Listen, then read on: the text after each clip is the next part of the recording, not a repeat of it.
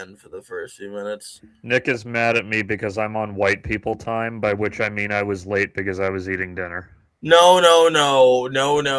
Let's not mislead the folks here. Okay, so Your what happened schedule was being late. That is the whitest fucking people time. what happened was that dinner took longer to be ready than I expected, and I was watching Next Gen, and I was like, I'm gonna finish both of these things at like 8:05. This guy literally texted me like an hour ago, and he's like, "Hey, I'm gonna be 10 minutes late." Look at this. I said if I'm 10 minutes late, it's because I'm eating. Being late. This is what I mean. Look at this. Wouldn't you rather I scheduled being late? I'd rather you just. Should we just open the show at 8:10 at that point? No, normally I'm ready at 8. I just didn't have time today because shit went weird. Bro, I'll believe it when I see it. As you could tell from my shirt, I feel like causing problems on purpose today. What is your shirt? I cannot see. It's always hard with the glare off your alabaster skin. Hang on. All right, Edward. I mean, don't get me wrong. I'm not Team Jacob, but it's always so hard. I see a cross. I see an angel. Let's see here. Jesus died for me. What an idiot. I would not die for him. Yeah.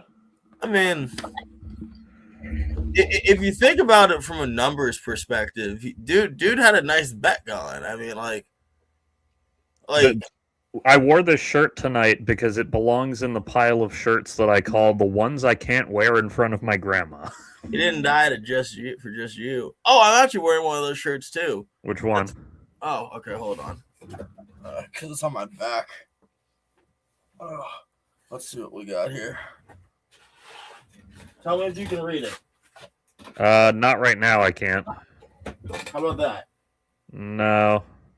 Oh, geez Louise. I'll just spin my shirt around so I'm not out here doing poses like Cardi B for 10 minutes. Well, you're not transphobic enough to be like Cardi B, so that helps. I mean, but the poses. Dear life, would you at least start using lubricant? My grandma would be a little chuffed at that, but she'd also just kind of chuckle a little, whereas this one would just actually upset her. How come Australians say chuffed and it means they're happy, but you can say chuffed and it means you're upset? I've never said the word chuffed until this very moment, so I don't even know why I picked it. I learned that from the Auntie Donna song. Oh, yeah. Makes me chuffed.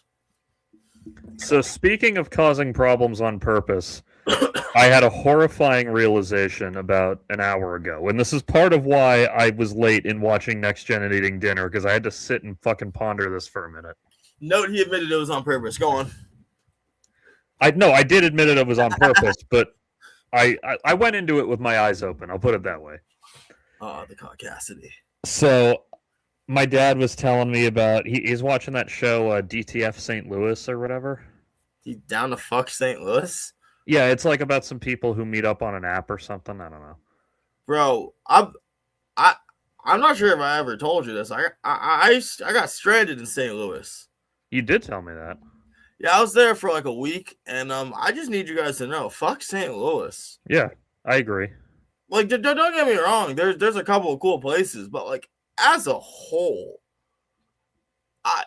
my buddy was not prepared for the amount of overt racism and or homophobia that we would experience.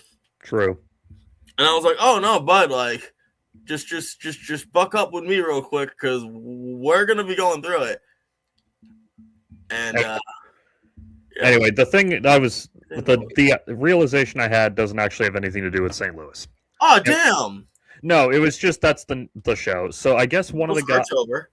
I haven't seen the show, but I guess one of the guys in it is like an ASL interpreter. Okay. And at one point, he's doing ASL at a rap concert, which, of course, like the yes, joke you're is. Allowed. I already know what you're gonna ask. Yes, you're allowed. It's different. I'm not getting to that. I see, but I already knew where your head was at. Well, no, the whole thing, it's like a family-friendly event, so it's more just about how fast he has to do the interpretation to catch up. No one's as good as that one lady. Yeah. But yeah, so that I realized if we introduce this question to Twitter, we will cause problems. Are Yeah. you allowed to sign the N word as a white ASL interpreter? You're an interpreter. You're allowed to as a translator too. Like it's Yeah, okay. like So, it's a question of white people do not have the agency to say the N word. Translators and people who are acting on behalf of another person's agency should not be considered even in this question. That okay, seems. so you have the same stance on it that I do. I mean, it's to be very clear. No, we can't ad lib this shit in. Yeah. Yeah, And also maybe sometimes we shouldn't be translating this, but they're fine to do it. yeah, okay. So you have the same general stance I do. I just know that if that question ever makes it to Twitter, I mean, we saw what happened with the fucking BAFTAs thing a few weeks ago. You heard about that, right? Oh, I got fun feelings on this one. Yeah. Oh, I got into a couple of fun conversations online about this one. Oh no. I'm afraid. Okay, I guess we're doing this. I wasn't sure if I was even going to talk about I'm this. not even taking a stance. I just want to hear yours. Okay. Okay. I'm gonna actually have to put myself out here and be honest about this one. Okay. Certain slurs, considering how they've been utilized throughout American history, are pretty much akin to violence often. Yeah. And these things are kind of ingrained in the community in harsh ways. And from a young age, you're taught different ways to deal with this. Now, I think it's wild in 2026. I'm seeing so many grown white folks just try to explain and justify their way around why a person shouldn't have to apologize at first. Yes, they went on to eventually apologize. They didn't at first. This is where all this fucking beef comes from, is they wanted to put their back up at first. Wait, who did not apologize? Person with Tourette's who yelled out thing. Oh, I thought he immediately apologized. From what I heard, there was a statement specifically acknowledging not apologizing, and then redid it. I might have gotten misinformed, but let's see what we got. Let me find out because that's literally a scene in the movie he was there promoting, a scene where his Tourette's acts up and he says an anti-Semitic thing and then immediately goes like, "Oh God, I'm sorry, Tourette's," type of thing.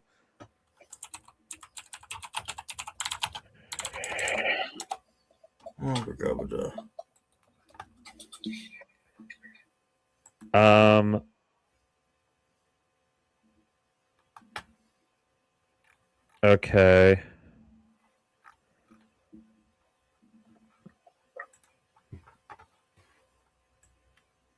Okay, so according to The Guardian, hang on, here it is. So according to The Guardian, he did not like literally say the words "I'm sorry," but he pretty much like tonally said that he's sorry. Like this whole thing. No, see, no. That's justification, not taking responsibility. I don't care if you intended to do it or didn't intend to do it. If I hit someone with my car, Hang on, let me just see if there's anything else he said. Like if I hit someone with my car, bro, I can't go, oh, I didn't mean to, and it's not a charge. Manslaughter is still a problem. And obviously, I'm being hyperbolic here, folks. This is not the same exact thing. Yeah. Like, no one's saying you feel this way, but once again, you're making it about your feelings, not an apology for your actions. Yeah. Okay. I mean, like, like, I feel like I need Bo Burnham here to explain white person, stop making it about you. It's not about you. You need to apologize for the damage and just start fucking there. But no, we have to fucking do this weird acknowledgement game, and I've seen so many people on the internet do fucking logical backflips on how, oh no, well, no one should ever have to apologize for anything because of a disability, and it's like, absolutely not. You're insane. I got a bunch of gastrointestinal problems. If I get invited to someone's wedding and I accidentally shit all over the place, bro, I still got to apologize. What the fuck is wrong with you? How likely is it that you shit all over the place at a friend's wedding? I wouldn't exactly consider it. Okay. But no, it's not. It's not likely at all. But for the one, I just want to point out how weird and obnoxiously written this AI overview is. As it always is. Yeah, and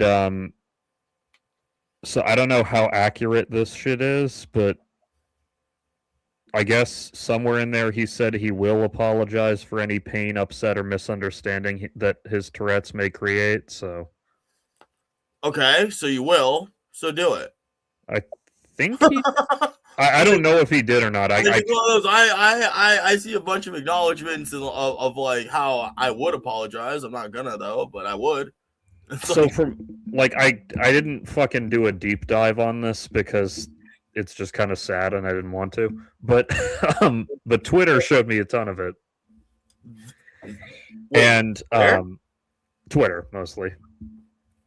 I don't understand what you're talking about. Yeah, I'm never calling it that. It's never happening. I'm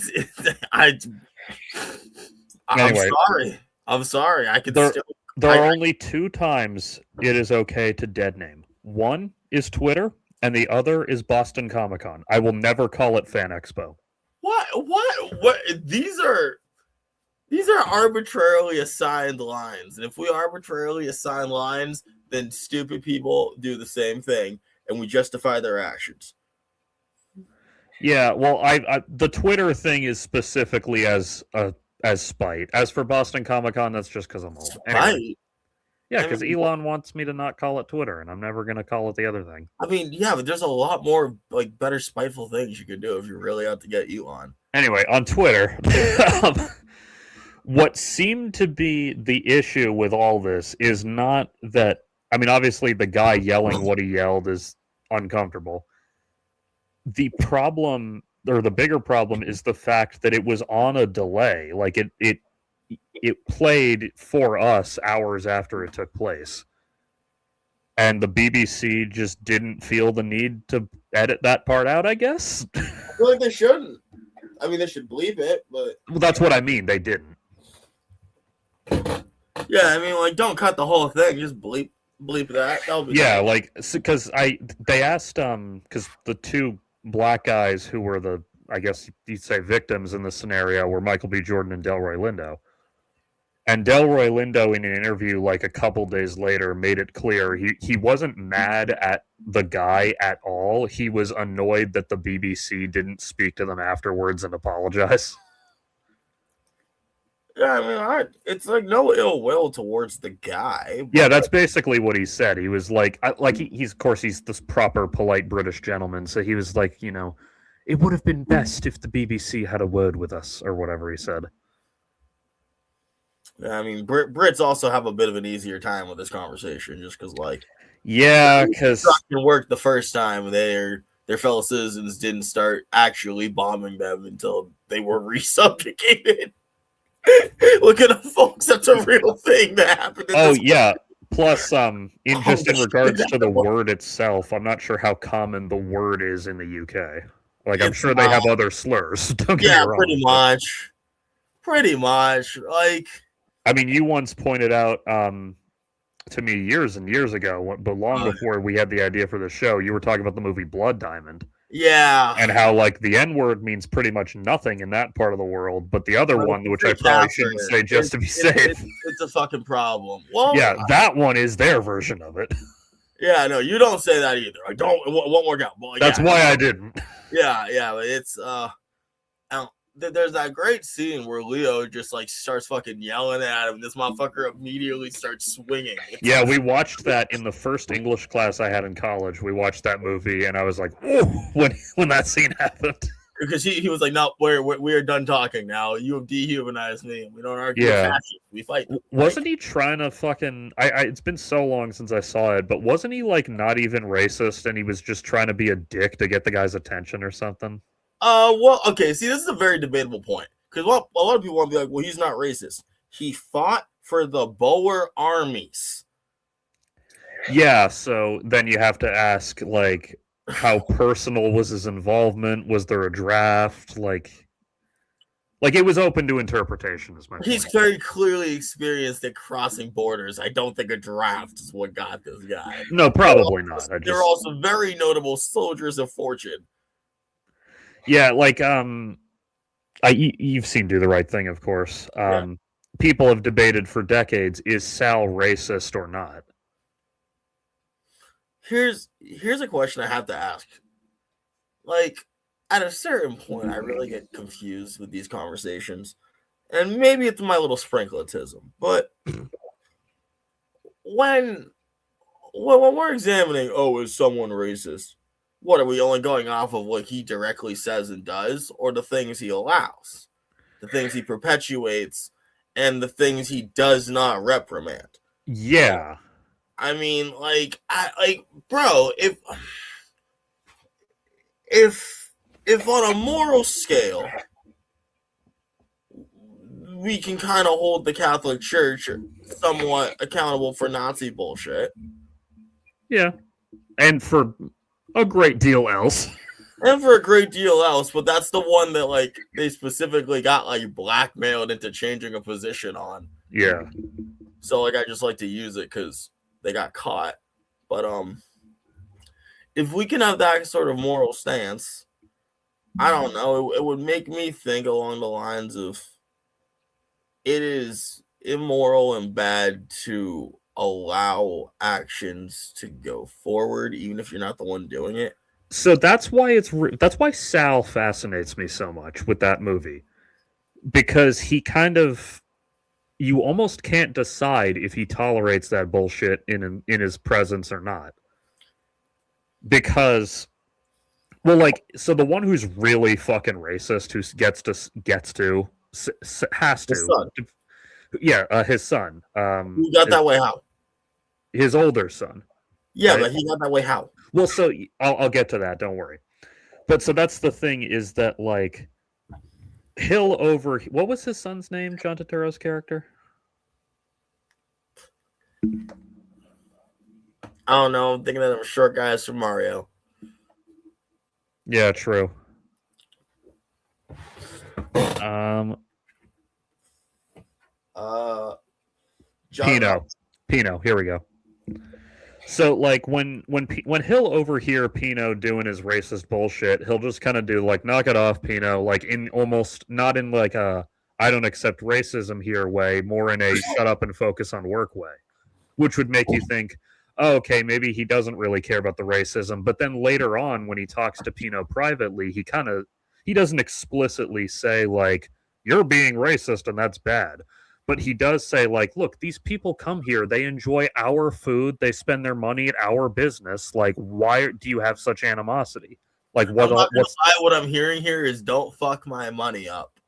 But well, also, like, stop bringing your racist shit into my business. yeah, Stop there's being that, racist. but he does also like I can't imitate it because I'm not as good an actor as he is, but like the way he says like these people are enjoying our food, like it clearly means something to him beyond money.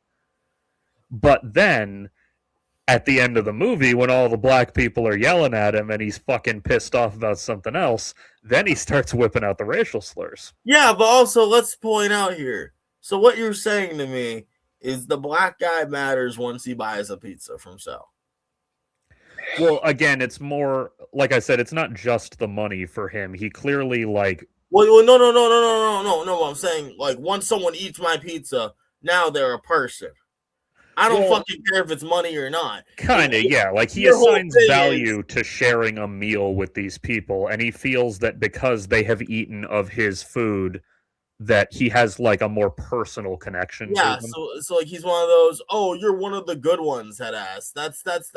These are not points in his favor. Yeah, but then that's weird because he doesn't get racist till the end. Like all the other times, he's like very happy to fucking be around black people. Like he even resists efforts to move the store to another neighborhood. So what? Don't get me wrong. I'm not saying he's not racist. I'd say he just has his history. He likes his history. I mean, but like he's nice to the people in his shop. Do we see him outside his shop? Yeah, like we see him, like he pays for a photo from the guy with the stutter and Smiley, is that his name? Yeah. Yeah, like he pays for one of Smiley's photos, even though he's clearly done it a million times before and doesn't really Yeah, love the but guy. like that was just a kind community thing everyone did in those days because they didn't Yeah. have the correct facilities and shit to handle. So So this is what I think Sal's backstory, not backstory, but this is what I think his status as a racist is. I think he grew up racist. Like I think that his parents were fucking like, if not virulently racist, certainly casually racist, and that he kind of entered adulthood like that, interacted with black people enough that he softened on it and didn't really give a shit about being racist anymore. But if he gets fucking mad enough, those old instincts will come back. I don't know. Sounds to me like a racist dude who learned to like people who supported his life. No, that's kind of what I'm saying. I think that he That's just does. selfishness. That's not a lack of racism. That's just Well, that's inherent. kind of what I'm saying. I No, think fuck he that. I think he aspires to be better, and like us all, is flawed in that regard. I'm I not don't know, saying he's man. not racist. I'm saying that he didn't realize he still had those feelings in him. I mean, I'm saying he needs to go to therapy. I'm saying he needed to have his fucking place burned down. Well, oh yeah, he did, and he fucking agrees because at the end he's trying to be mad at Mookie even though he's not. And if you consider it canon, Spike Lee decades later did another movie called Red Hook Summer that features a cameo from Mookie still working at Sal's place. I try not to think about that. I really try not to think about that for so many reasons. It's a good movie, you should see it, but Yeah, but just how do I put this? Jesus Christ, Spike Lee. Could you like not give Mookie clearly a path to failure? well, that's the thing. They kind of imply that Mookie is now like partial owner of the restaurant. He's living in fucking one of the most expensive neighborhoods in America, selling slices of pizza. My boy is probably paying $3K in rent. No, he doesn't live there anymore. The store moved to Red Hook after it got burned down. When they rebuilt it, they rebuilt it Where's in Red Red Hook? Hook. It's another neighborhood in New York. Is it like an outer thing? Let me find out. Only Alex was here; he could answer. It's in Brooklyn, yeah. Where Brooklyn at? Well, Brooklyn is in New York City. Where Brooklyn at? New York City. I get what you're getting at. It's expensive. The point Where is, no, dude? Where Brooklyn at? it's one of the 5 boroughs of New York City. Oh my god! What are I don't get the joke you're getting at.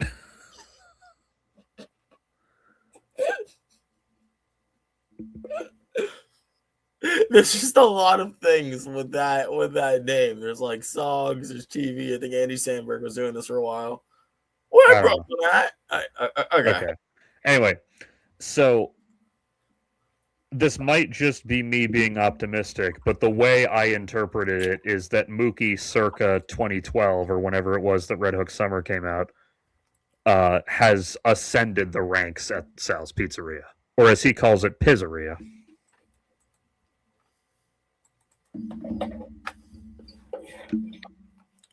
Sal's Pizzeria. Yeah, I love that he pronounces it Pizzeria too.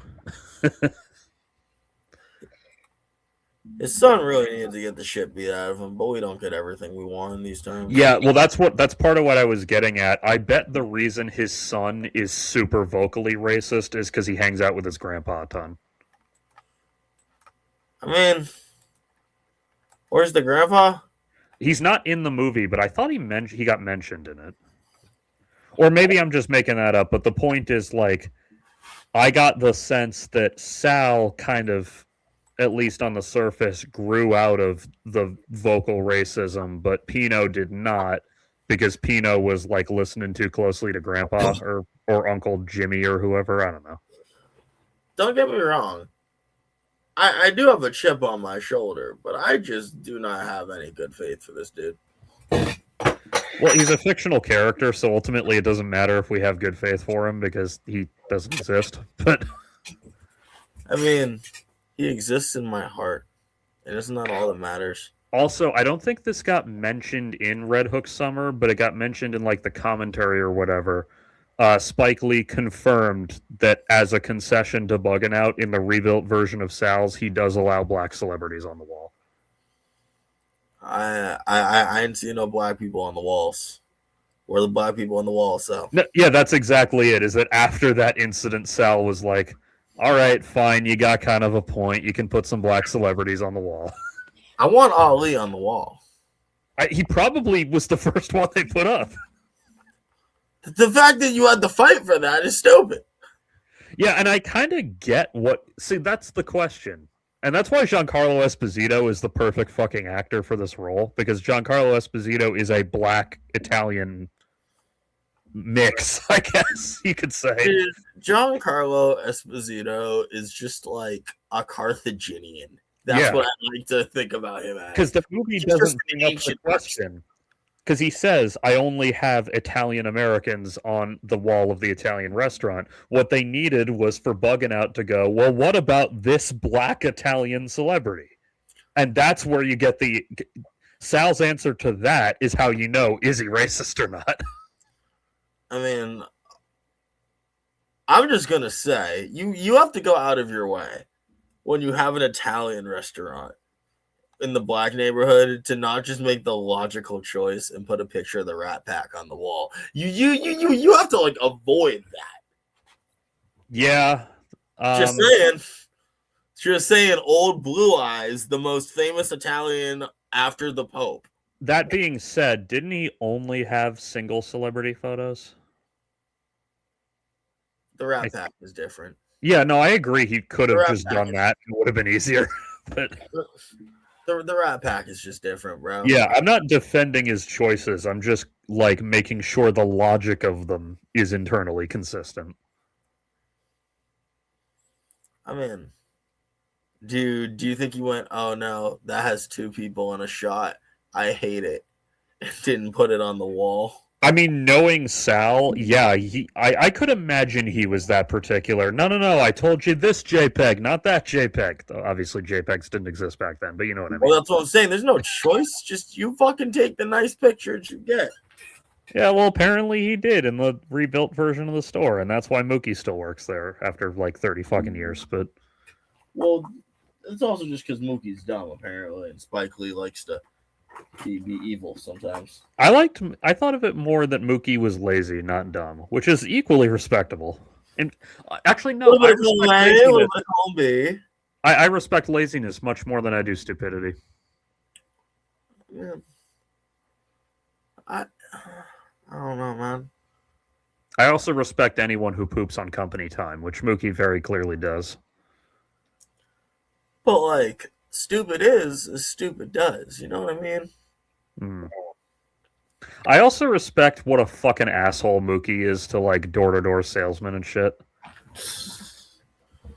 I mean, I just enjoy Spike Lee's acting, but personally, I do too. But like, I can't let that overshadow the Jesus Christ Mookie. What the fuck? Wait, which one is that? I'm sorry, like, what? Which thing are you referring to? Can't let that overshadow. Just like, how do I put this?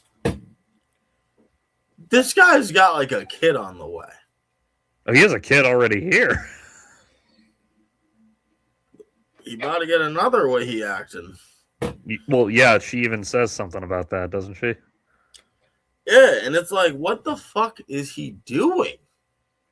He's trying to get paid. He's really not. He's like trying not to get paid. He's trying to walk around the block all day. Yeah, he's trying to get paid to walk around the block all day. While explicitly avoiding the thing that can get him paid, which is going and getting more. No. Yeah, I know. No, he's kind of a dummy. I know. He ain't trying to get paid. He's trying to just fuck around and find out. I just like I love his acting in that movie overall, but I think my very favorite Mookie line is one of his first, which is, He's walking out the front door, and there's the salesman coming up, and before they can open their mouths to ask, he goes, "Hell nah!" and they walk away. I mean, what did the door-to-door salesman do to you? I just relate to that so hard because so fucking often I've had people at like the mall or whatever walk up and try to demand my attention. I'm like, dude, just fucking leave me alone. I mean, it's their job to try. I get it. Like, I'm thinking of a particular guy when I fucking say this. Last time I was at the Natick Mall, which I used to go to all the time, and I now don't because I don't live there anymore. But last time I was there, it was fucking Black Friday, and it was the most crowded I have ever seen a building in my entire life. How crowded was it? I have seen Comic-Cons with fewer motherfuckers in them. And I'm walking clearly in a hurry, like I'm fucking speed walking. And this dude walks up, he's sitting there and he's like, he notices my shoes because I was wearing my cool, like, custom colored Converse. Okay. And he's like, "Hey man, those shoes are great. Come here." And I'm like, "Hey, I'm sorry, I gotta go." "No, come on, just put your foot up. It'll just take a minute." And I eventually just had to walk off. I was trying to be polite, but I'm like, "Bro, I get that this is your job, but I've said no like 4 times, and I'm visibly in a hurry." Thing. Well, it's like if you just walk away, he has to keep talking. Well, that's ultimately what I did. I just felt bad because I'm trying to be polite, especially because I know that's his job. But I'm like, bro, I'm trying to get out of here. Nah, dude, like I'm not gonna lie. Anytime I've been working a job and it's like I have something like that I have to sell or push, I can't just really accept failure according to my bosses. Yeah, like I'm not mad at the guy. Like leave. Yeah, I'm not mad at the guy for doing his job. I felt like an asshole. No, like I feel like an asshole when I stay because they have to keep doing the shtick. I think he was like fucking muttering under his breath as I walked off or something. I wasn't paying attention anymore by that point, but he's like, "Dude, fuck, I've been trying to get him to go for like a minute now." No, it was something about like I said, like, "Yeah, I'll come back on the way, don't worry," or on the way out, and then like I don't remember. That motherfucker ain't coming back. I felt bad, man. Like I knew he was fucking doing his job, but like, did you intend on coming back? I said on my way back through, I'll come, and then did you intend on actually stopping? No, I mean I might have, like, if I wasn't in a rush, I might have. Yeah. I like I said, there's no out for me where I don't look like an asshole in this situation. There is. Thank you very much for your offer. I'm gonna kindly decline, and then you walk off. No, that's literally what I ultimately did, but I still felt like a dick. Well, I mean, ultimately, you're like, I'll get you on the flip side, Buckaroo. Yeah. I'm gonna definitely come back, and like you like put deep hope into this man's heart. He just stood there all day, like he has to still be shopping. I'm sure. He said he'll come back. Bro, he's like that dog who went to the Japanese train station every day looking for his human who died. It's worse. It's like the dog from Futurama who sat outside the New York pizzeria because it all comes back. You're welcome. Oh, Seymour. Yeah, I did. Yeah. He sat out there until he turned into a rock. You think about that. Seymour Butts. Yeah. Speaking of sympathetic film dogs, I watched a movie this afternoon called Good Boy. It's something from the perspective of the dog, right? Yes. It is a horror movie, like a fucking poltergeist type ghost movie told from the POV of the dog. Why do I care? It's not bad. Well, no, I mean, like, why do I care about the dog's perspective? Just because. So, based on black and white. No, it's not literally. It's not literally shot from the dog's perspective. Oh. It's just that the dog is the protagonist. Oh, I like this even less. Oh. Yeah, it's not the best movie ever, but it's pretty good. I don't know. Like, I thought it would be like. Listen, I'd enjoy a movie if like it's constantly from like fucking weird dog angles and like half the audio is distorted sometimes because like dogs just can't understand some shit. Well, they kind of. Yeah, Some so colors it started because the right? director rewatched Poltergeist and he noticed that the trope of the animals notice the supernatural disturbance before the humans do. Like That's that's because they like that's literally just because they want to equate it to earthquakes. yeah, no, it's just like it's a classic trope. And he was like, they've never really done a movie like Poltergeist from the dog's POV. Apparently, they still haven't. Well, okay, it's not literally shot from his POV, but the framing of it, no pun intended, is around his POV to the point that, like you said, all of the plot building dialogue is heard distantly in the background, not really focused on because we're focused on the dog. Does he start humping something at some point? No, that's the one dog thing he doesn't do in this movie. No red rockets? Outrageous. No, though it's funny you bring that up. We'll get to that later. I have dogs, dude. I don't know what the fuck to tell you. Like, I've only ever had neutered dogs. I don't know what to. Though then again, my previous dog did sometimes pop a fucking Woody despite being neutered. my neutered dogs would pop woodies and try to just hump things with no balls. Yeah, mine. My last dog, hard. because my current dog is a girl. Straight for the love of the game when you think about it. Yeah, seriously. So my current dog is a girl, so she doesn't fucking get a red rocket going on. But my previous dog, despite being neutered and despite never humping anything, I'd occasionally look down and that fucking lipstick was sticking out, and I'm like, thanks, bud. Really glad I saw that. I mean, did you jerk off your dog? What the fuck is wrong with you? No. Then it's fine.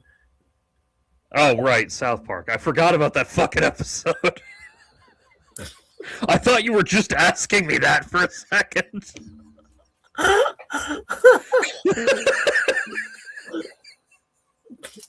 Yes, my guy. I thought you were just asking me. However, out of morbid curiosity, I did once Google female dogs do indeed have a clitoris. I have never found it or looked for it. To the fucking clip reel. Clip it and add it. It was morbid curiosity. Anyway, so the movie is like a purposefully stereotypical haunted house movie where the dog is like noticing and seeing weird shit and like trying to protect it. It's basically a feature-length Courage the Cowardly Dog episode.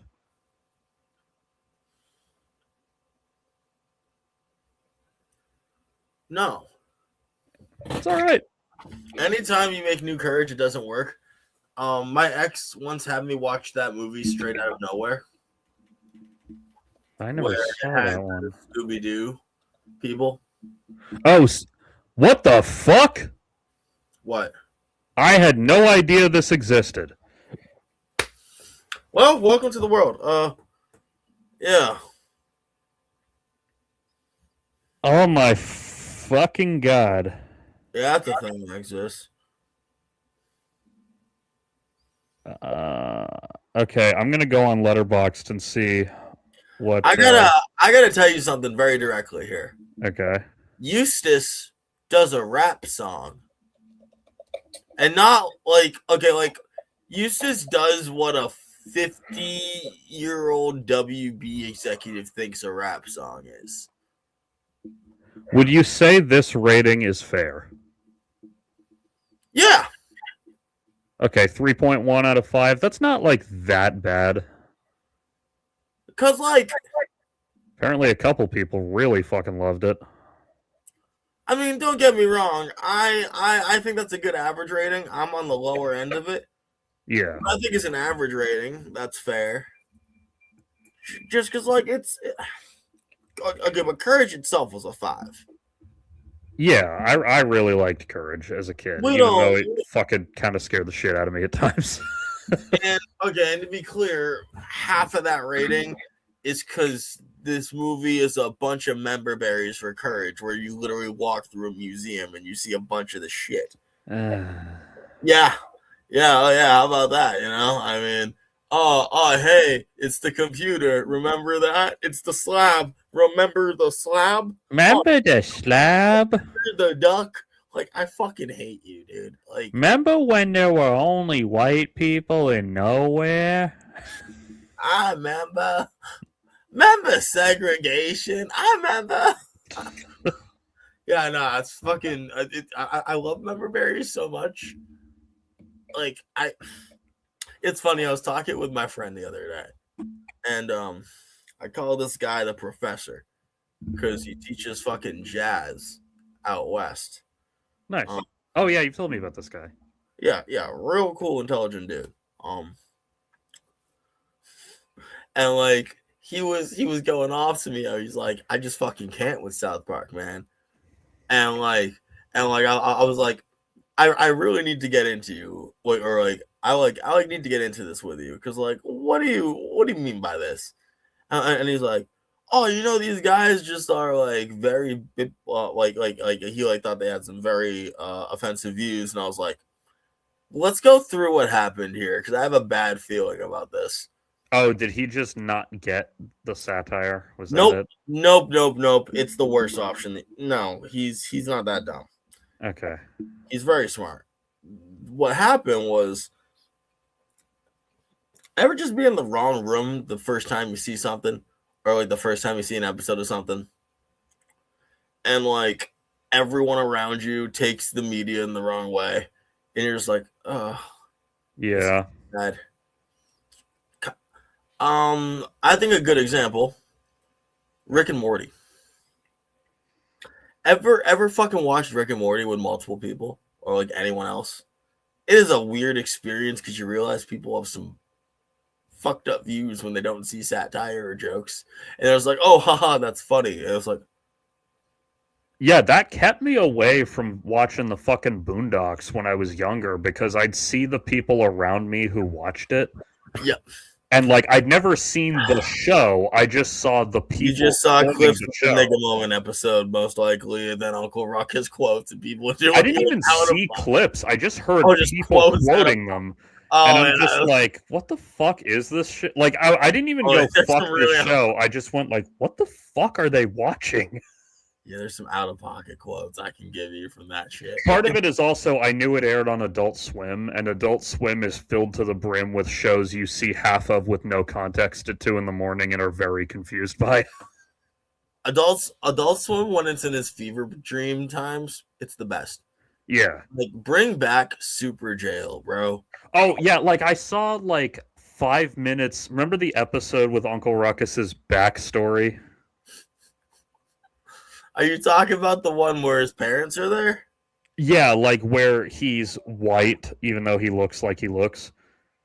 Well, I mean, he has revitiligo. He was born white. Yeah, but I didn't see that. I literally just saw, like, the clip where the little black kid goes, but Mom, I'm white. What about me? And I'm like, wait, what?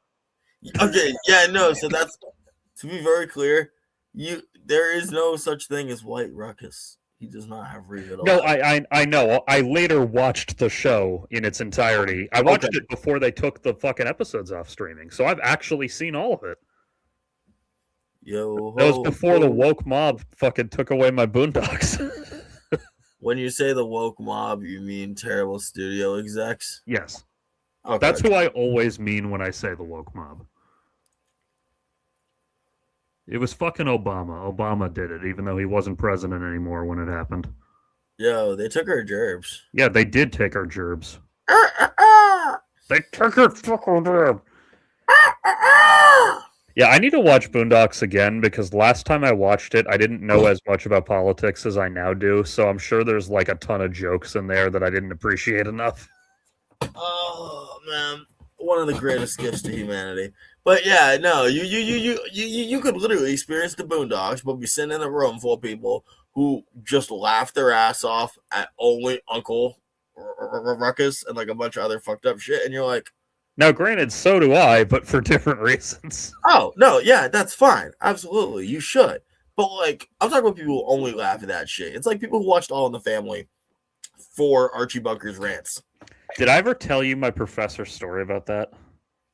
No, is this a thing? Yeah, I won't say his last name, but do you have a professor named George in college? Like really tall, kind of weirdly built old guy? I don't think so, bro.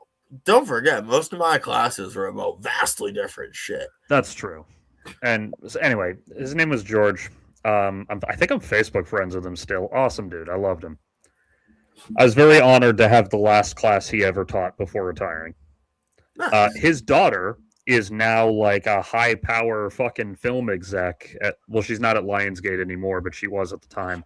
So she bought him and his wife like a retirement home in California, and now they live out there going on hikes with their dogs and shit. Why aren't we shouting out this professor and his daughter every single episode? Because I don't want to dox them, because I don't know if they want the story told. It's not embarrassing for them. We were doxing them. Listen, here's the greatness. Lair Bear hasn't thought about this, but I have. So while we may not be saying your name right now, we're gonna send this link directly to you, and this is for you because we love you. So anyway, he told us the story about how when he was younger, he was in the Navy. I don't think he shipped out to Vietnam, but he was in the Navy in that era. So anyway, when he was in the Navy, like stationed somewhere in the U.S., he befriended one of his coworkers, and they hung out for a few weeks, and then he's like, "Hey, how about you and your wife come over and have dinner with me and my wife?" And the guy's like, "Yeah, sure." So they do. They have dinner. They have a great time. And then after dinner, they're like, "Oh, All in the Family's on. We could check that out." Not like that it was the first episode, but like, "Oh yeah, we watched that." So the four of them watch it together, and it's one of the ones where Archie's going off about the fucking Jews. And like, now obviously Hitler went too far, but I mean, was he wrong about all of it? Like that kind of shit. And the way that George describes it, he goes, "And that's how I discovered the hard way that my new friend agreed with Archie's take on the Jews. So the discussion turned into more of an argument, and then we weren't friends anymore after that." Yeah. Anti-Semitism runs wildly deep everywhere. Yeah, it really does, and we're going to have to deal with like 3 additional centuries of it now, thanks to Israel. What do you mean 3 additional? No. I'm not saying it wasn't fucking around. I'm just saying that I'm now just saying there's going to be more of it. Zionism with anti-Semitism. We weren't getting rid of anti-Semitism in the first place. No, I know we were never getting rid of it, but now you're going to have people who could have been turned into functioning members of society instead turning into fucking poll posters. Yeah, but if that's because they can't read a book and learn the difference between a country led by fascist colonizers and a religion, then they're fucking idiots, and we had already lost them. Yeah, that's why I see people make memes where they'll like Photoshop the cops or whoever to be like Israelis. Like, you see that meme all the time. And sometimes that's all right, but I saw one the other day where rather than put an Israeli flag on the guy's chest, they put just the Star of David. And I was like, I mean, don't get me wrong, all these keck-head ass motherfuckers are using this opportunity to slip between the cracks. You remember the guy I told you about who was in that class of mine who organized the free speech rally in Boston? Oh, yeah. Who I'm pretty sure got his ass beat one time because I once saw him lying on the couch in the common area with what looked like a bloody tissue stuffed in his nose. Fuck around and find out. Yeah, that's the thing about that guy. Interpersonally, he was very nice, so maybe he got beat up and didn't deserve it, but... I don't know, man. Like, once I hear a certain amount of the things you do, and then I also hear you got beat up, you could have, hypothetically, just gotten robbed on the street, but like... Yeah, well, he was also like an autistic Star Wars nerd, so it's not impossible that someone just beat him up for being annoying, but chances are that if he was beat up... This ain't 1975. I don't think... Yeah, and it's not high school either, so... Yeah, I don't think you're going to get hit in college for having a very long speech about the Millennium Falcon. I'm just going to be real with you. Yeah, I don't even know for sure if he got beat up. I just suspect it because I saw him lying on the couch with a tissue in his nose. But maybe he just had allergies. I don't know. Maybe he had a cleaning fetish. Yeah, and I never saw him again, so I feel like he probably left school. But anyway, another guy that I had classes with because we were in the film program together, so I'd see him periodically. I asked him, like, oh yeah, well, how you been since summer? And he's like, oh yeah, I live in this hall now. And he goes, yeah, I used to be roommates with the guy we were talking about. And I'm like, oh yeah, I see him in the hall. What was that like? He goes, well, I moved out for a reason because he had a Kekistani flag on the living room wall. See, here's the truth, dude. We do live in the USA. When someone goes out of their way to say, oh, we want free speech, you really should always give the follow-up question. Free speech to say what? What is it? Yeah, exactly. Like, what do you feel like you can't say right now? Because I personally feel like you can say anything you want.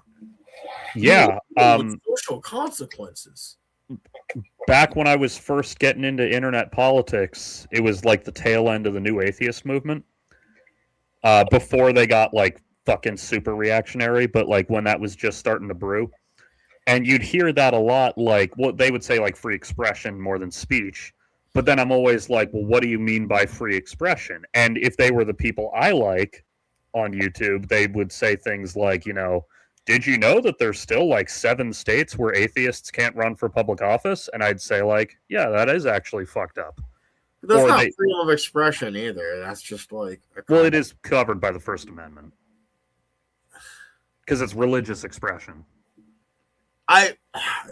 You're going to get into the weird lawyer debate of, is it religious if you're atheist? Yeah, well, anyway, like they would say things like that, or they would say things like they'd speak out about like the Patriot Act, about how that's a violation of civil rights. Yeah, that I'll really get behind real quick. And then as it went on, you got kind of the Sam Harris types who would then start, like, who would overall be kind of progressive, except for when it came to Islam, they'd suddenly have some shit to say. And the first couple lines of that, they've got a point, and then they would launch into some territory that's a little bit outside the point I thought they were making. Well, it's just a bunch of nets to catch people anytime. Well, I'm just like, I've never heard of a thing that someone wanted to say that they couldn't say. Well, like, here's an ultra specific example I remember. Sure. There was this kid, I think his name was Justin Carter. This was in like 2012. Yeah, why does he sound like he's in a boy band? Well, because you're thinking of Nick Carter and those guys. Well, maybe I was thinking of Aaron Carter. I think that was... I know my Carter boys. Yeah, they were brothers, right? Yeah, Aaron and then Nick, I believe. I remember Nick Carter, not because of the Backstreet Boys, but because my mom watched like a Dr. Phil thing about him. I don't know. I think Nick Carter had the solo career. I don't know. Anyway, so with the guitar. Fuck. I don't know. So there was this kid named Justin Carter. Female audience, send us emails and tell us. And he was Justin Carter. He's like 16. He was on fucking League of Legends or whatever. Okay.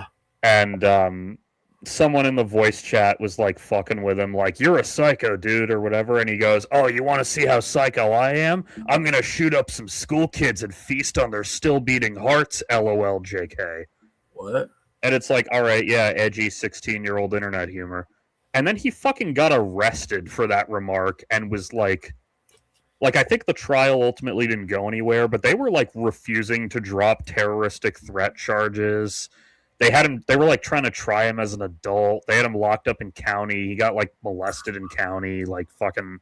I mean, it's terrible that happened to him. It sounds like they're definitely trying to use this as an example, but people can't be going on live saying they're going to do that. Like, they just can't be doing that. Well, yeah, he did literally say LOL JK at the end. Like, there's the text thing and everything. So. Oh, well, thank God. I'm sure that puts everyone at ease. Anyway, my point is, like, that's a very specific example of, oh, that one's literally just a First Amendment violation. I don't know, man. You have to verify if it's a credible threat. Well, yeah, I get why they did, but then the problem was that once they verified that he wasn't, they still kept him in county for another, 8 months over nothing. Yeah, that's a bitch. I don't know that the First Amendment violation as much as once the police system gets their grips on someone, Yeah.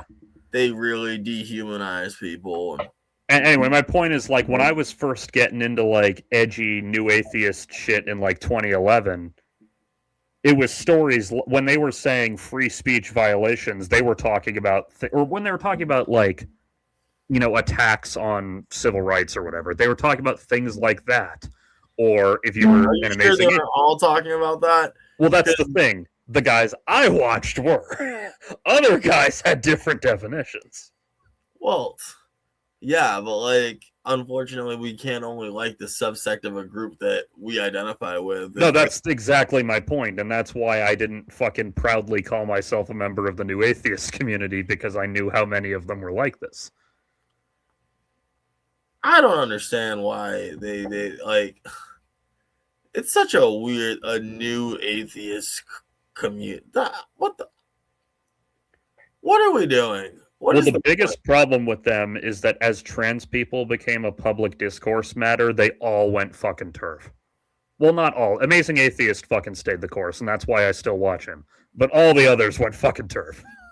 Well, I mean, what do you expect? Y'all have been very... Okay, like, a lot of those people very easily like to just, like, shit on people's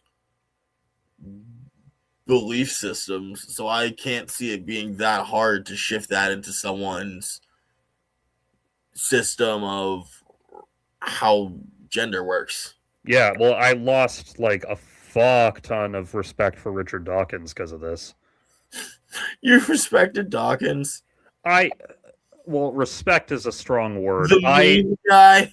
I saw quotes of his that I agreed with, if we're talking respect level. Richard Dawkins invented memes.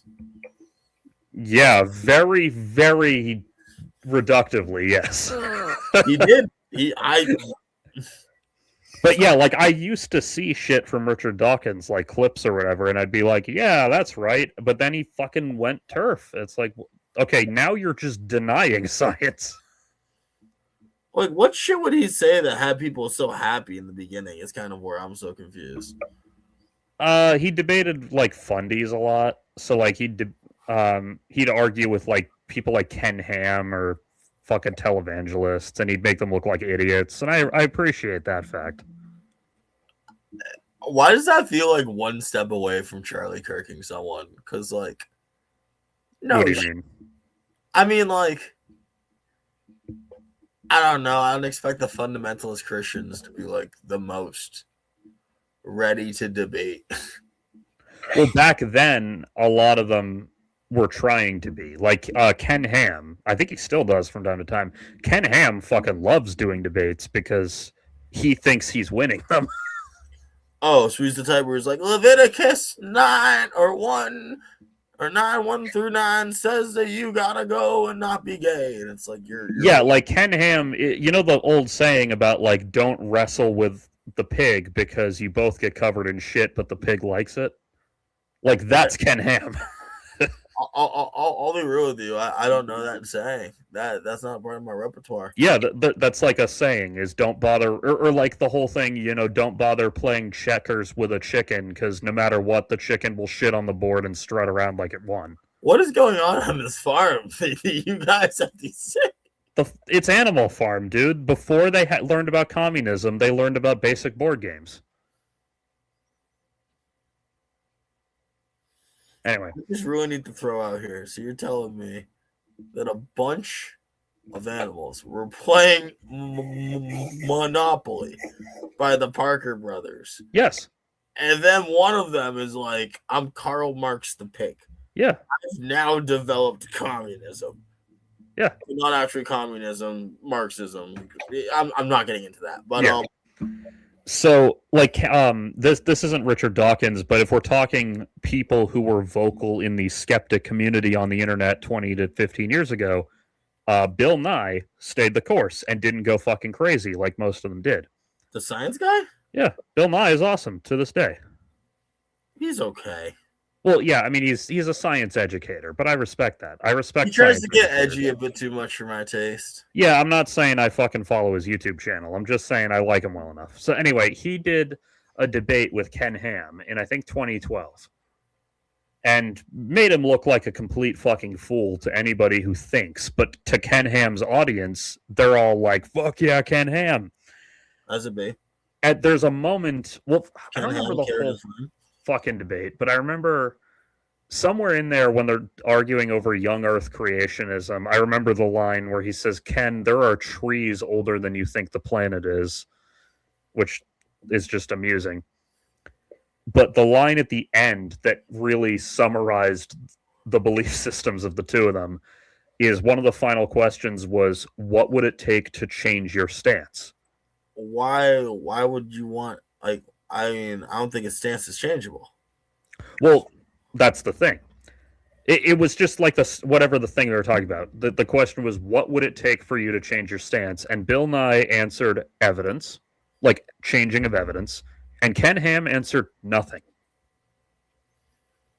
Yeah, it's a belief system. No, I know, but it's like we're not talking philosophical belief systems. We're talking like, is the Earth as old as science says it is?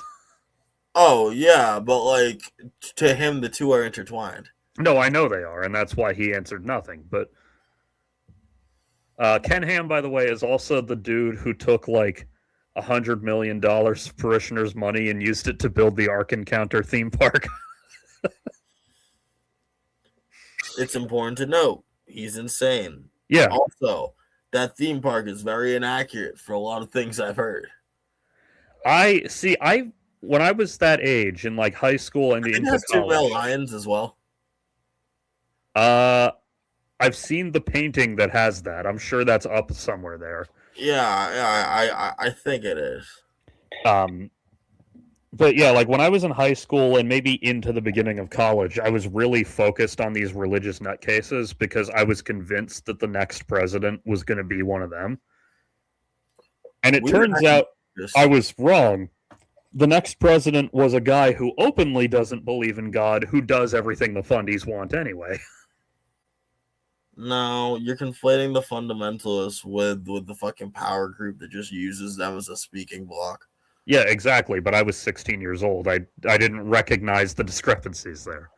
Well, Keep in mind that when I was 16, the typical Republican you saw on TV was people like Rick Santorum and Mitt Romney, like actual religious ideologues.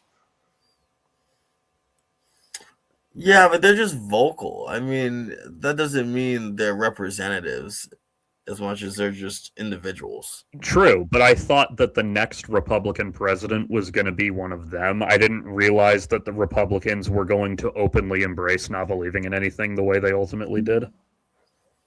Well, they believe in stuff. That is true. They do believe in molesting children. Well, they believe in winning at all costs. Yeah, winning, siphoning money to the military-industrial complex. Well, that reinforces their power structure, which helps them win more. I think that just comes back to winning again. Child molestation, abuse of women, racism, more child molestation. Traits, if anything. Yeah, they're demons from hell. They're just humans, and we suck. True. Well, some of us, speak for your fucking self. I can proudly say, and you can add this to the clip collection, I can proudly say that in my 28 years, I have molested 0 children. I am proud of that fact. It might be the easiest thing I've ever done. You can add it to the clip pile. That's the fucking clip pile. No, we don't gotta go and say out-of-pocket things like this on the pile. We just need to make a fucking like second channel called PWP with no context, and it's just shorts of us saying shit. See, you say us, it's just gonna be like long hauls of you saying the most outrageous shit. We just going, what? Mostly, and then every now and then it'll have one of you. Oh yeah, that's true. That's true. Hey. Take away the Nobel Prize from that little girl, Malala. I know. She didn't deserve it. I know. Actually, speaking of edgy atheists who went reactionary, that first English class in college where we watched Blood Diamond, one of the books we read that semester... Where's the diamond? Do you see it? Yeah, I forget why we watched that too, because we didn't read any book or anything that it was based on. I think we just read a book that was of similar subject matter or something. I don't know. So anyway, I there was a guy in that class who was a combat veteran, so he was like 6 years older than anyone else there. That's nice. And he was a nice guy, and he was into Star Wars, so I'd chat with him. But I didn't talk to him much about politics, and I'm probably glad that I didn't, because there were one or two comments he made that implied to me, Like what? just like typical of that era, like bitching about SJWs type of thing. Like nothing extreme. Like he wasn't fucking a clan member or anything. I mean, like, I hate to say it, part of those guys were right. no, I know I might be completely wrong, and he might have been like a fucking communist. I'm just, at the time I was a little suspicious.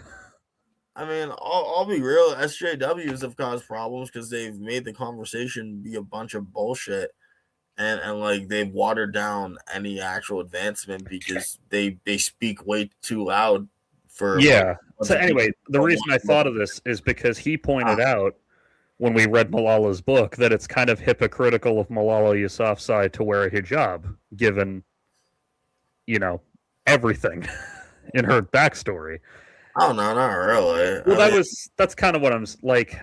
Comments like that made me go like, I don't think she's hypocritical in any way. I just don't think she deserves a fucking Nobel Prize for getting shot in the head. Yeah, I'm super hot take. What was that Gabby Giffords? Because they didn't give one to Gabby Giffords, and she also got shot in the head by a right-wing lunatic. Getting shot in the head and being a victim does not earn you a Nobel Peace Prize, or shouldn't. I think in Malala's case, they probably would have considered giving it to her anyway, and the shot was just like, yeah, we got to do it. Why didn't they give it to the shot in the first place? No, I meant like the shot in her head. Oh. Like they're not going to give it to the shooter. Well, she didn't do anything else, really. Well, she was a pretty vocal advocate for women's education, and that's why she got years shot. Later. No, before. Like, that's why they shot her, was because she was going on the internet. No, she got shot because she was going to school. No, you know that was an assassination attempt, right? No! No, it was. Like, that was an attempt on her life specifically because she was doing advocacy on the ground. Her dad was doing advocacy and with her, yes. Okay. Hang on, I'm making sure that I'm not completely full of shit.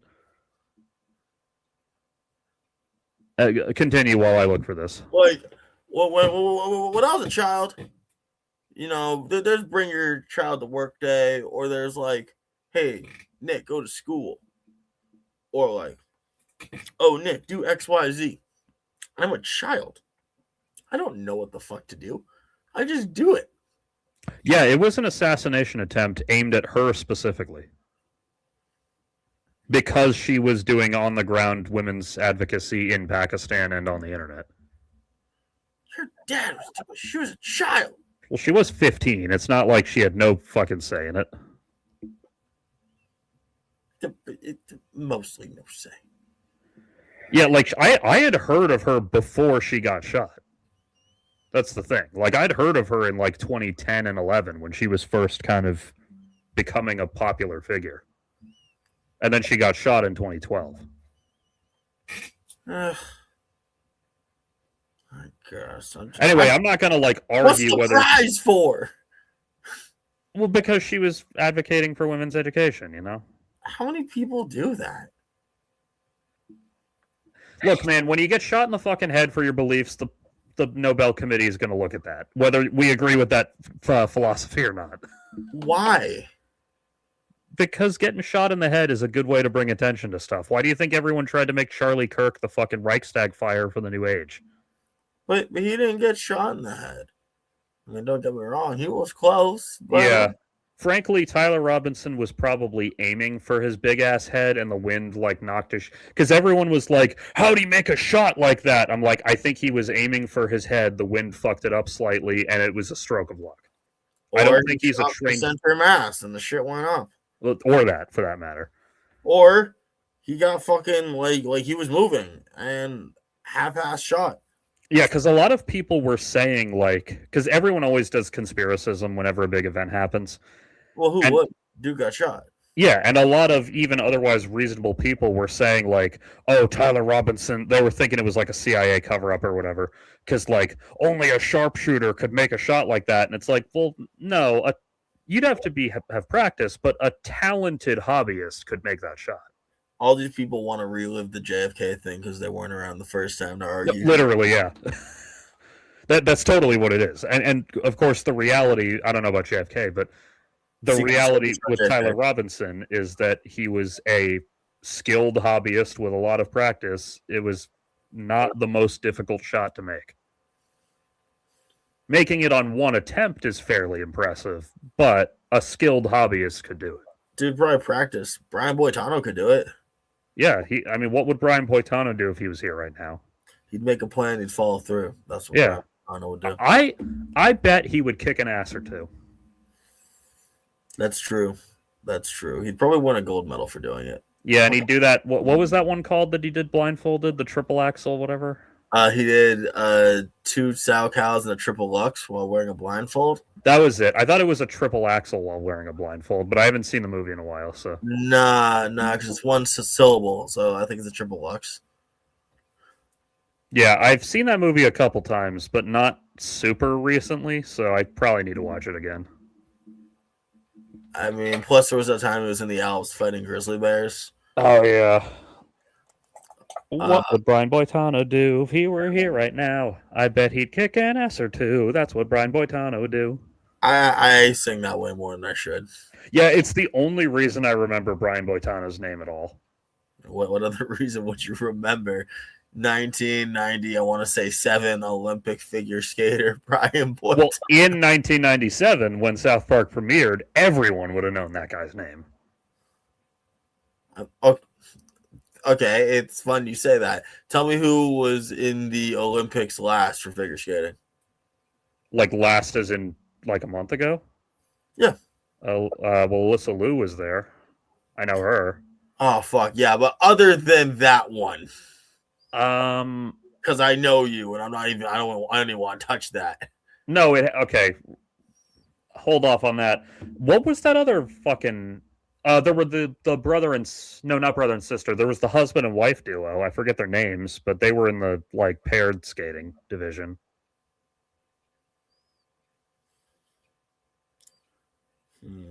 I don't know them offhand. I only know them because when I saw that they had the same last name, I had PTSD flashbacks to Blades of Glory, to the incestuous couple. I don't even know what that means. You've seen Blades of Glory, right? Nobody knows what it means, but it's provocative. Oh, Gets okay. people going. Okay, not all of us memorize every fucking line from every late 2000s comedy, all right? I've seen Blades of Glory the one time. Some of us also listen to a lot of hip-hop that may or may not have that in a specific song. True. And as for the Alyssa Liu thing, I want to make very clear that it's not a fucking pervert thing because, yeah, she's pretty, but whatever. I'm not being a fucking weirdo like the conservatives on the internet. All right, Goon Squad, if you say so. Also, I don't like that thing in her teeth. I'm not being a dick, I just don't like it. What thing in her teeth? She has a piercing in her gums. Yeah, so? I'm not into that. She ain't my type is my fucking point. Because of one piece of jewelry? That's also because she's way too young for me, but... Probably should have led with that one. Well, actually, I know she's an adult, but I forget how old she is. 20 years old? Yeah, she's too young for me. You could not meet her in a bar. You could not meet her from afar. Yeah, I mean, she's pretty. Yeah, but, okay, lots of women are pretty. I don't feel the need to be a fucking weirdo about her on Twitter like some of you guys.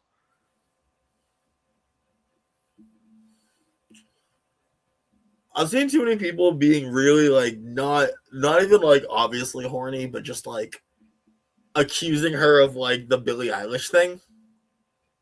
Oh, of like being sexual when she isn't? Yeah, that thing. Yeah, they really did do that with Billie Eilish, didn't they? Oh, all the time, all the time. Remember, folks, women are not allowed to have bodies, and if they happen to change their style in a way that lets you see something more, apparently they're fucking whores now. Like, bro. Yeah, God, this thing. it's Nothing gross. personal. I'm not making a moral statement. I just that freaks me out. I don't like it. Oh, I actually think it's sick, to be honest. Well, it's sick in a like hell yeah extreme body mod sense, but like I don't Not extreme body mod. What are you talking about? relatively extreme compared to most.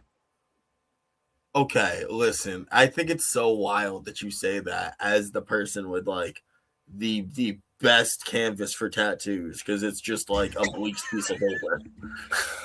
I mean, keep in mind that until like pretty recently in human history, having a septum piercing would be like, oh shit, that's a big deal. Not necessarily. That's more of a human condition. It depends where we're at. Like, Well, I mean, like in the West, I should say. specifically in America, after we took it from the people who had septums. Yes. Okay, You know what the fuck I meant, said Pooh. I'm just double checking. Like, oh, God forbid. You know, so in other words, Nick, did you know that for 300 years that the United States of America existed, this was faux pas? I don't give a fuck. Yeah, but we're talking anyway. The fucking point. I don't give a fuck. I saw a great tweet that pointed this out. That because you know how conservatives were being really fucking weird about her on the internet. Oh yeah, I know it was terrible. Like I was like trying to like read things about sports, and they were like, gross. Yeah, one of them was, or not one of the conservatives, someone I actually follow pointed out. I think the reason they're all obsessed with her is because they think that piercing are braces and that they think she's younger than she is. Yeah, it is definitely that thing that they connect with. We'll call them actresses who keep their braces on when they're like 30. I knew a girl who was like, she had like adult braces. Yeah. I'm not gonna lie, it looked cute on her, but it was just like one specific person that I knew and also like had seen their ID. So it was like, yeah, I heard a case once where a fucking woman who she wound up being a stripper. I don't know if that was her career aspiration or just something she fell into. But what an out of pocket thing to just say. What? I thought that was her career aspiration. Well, sometimes it is. You don't know. No, but just the chilliness with what you said there. Well, my point is, I don't know if she was trying to do something else and was doing stripping in the meantime, or if that was like what she was in California for. Nah.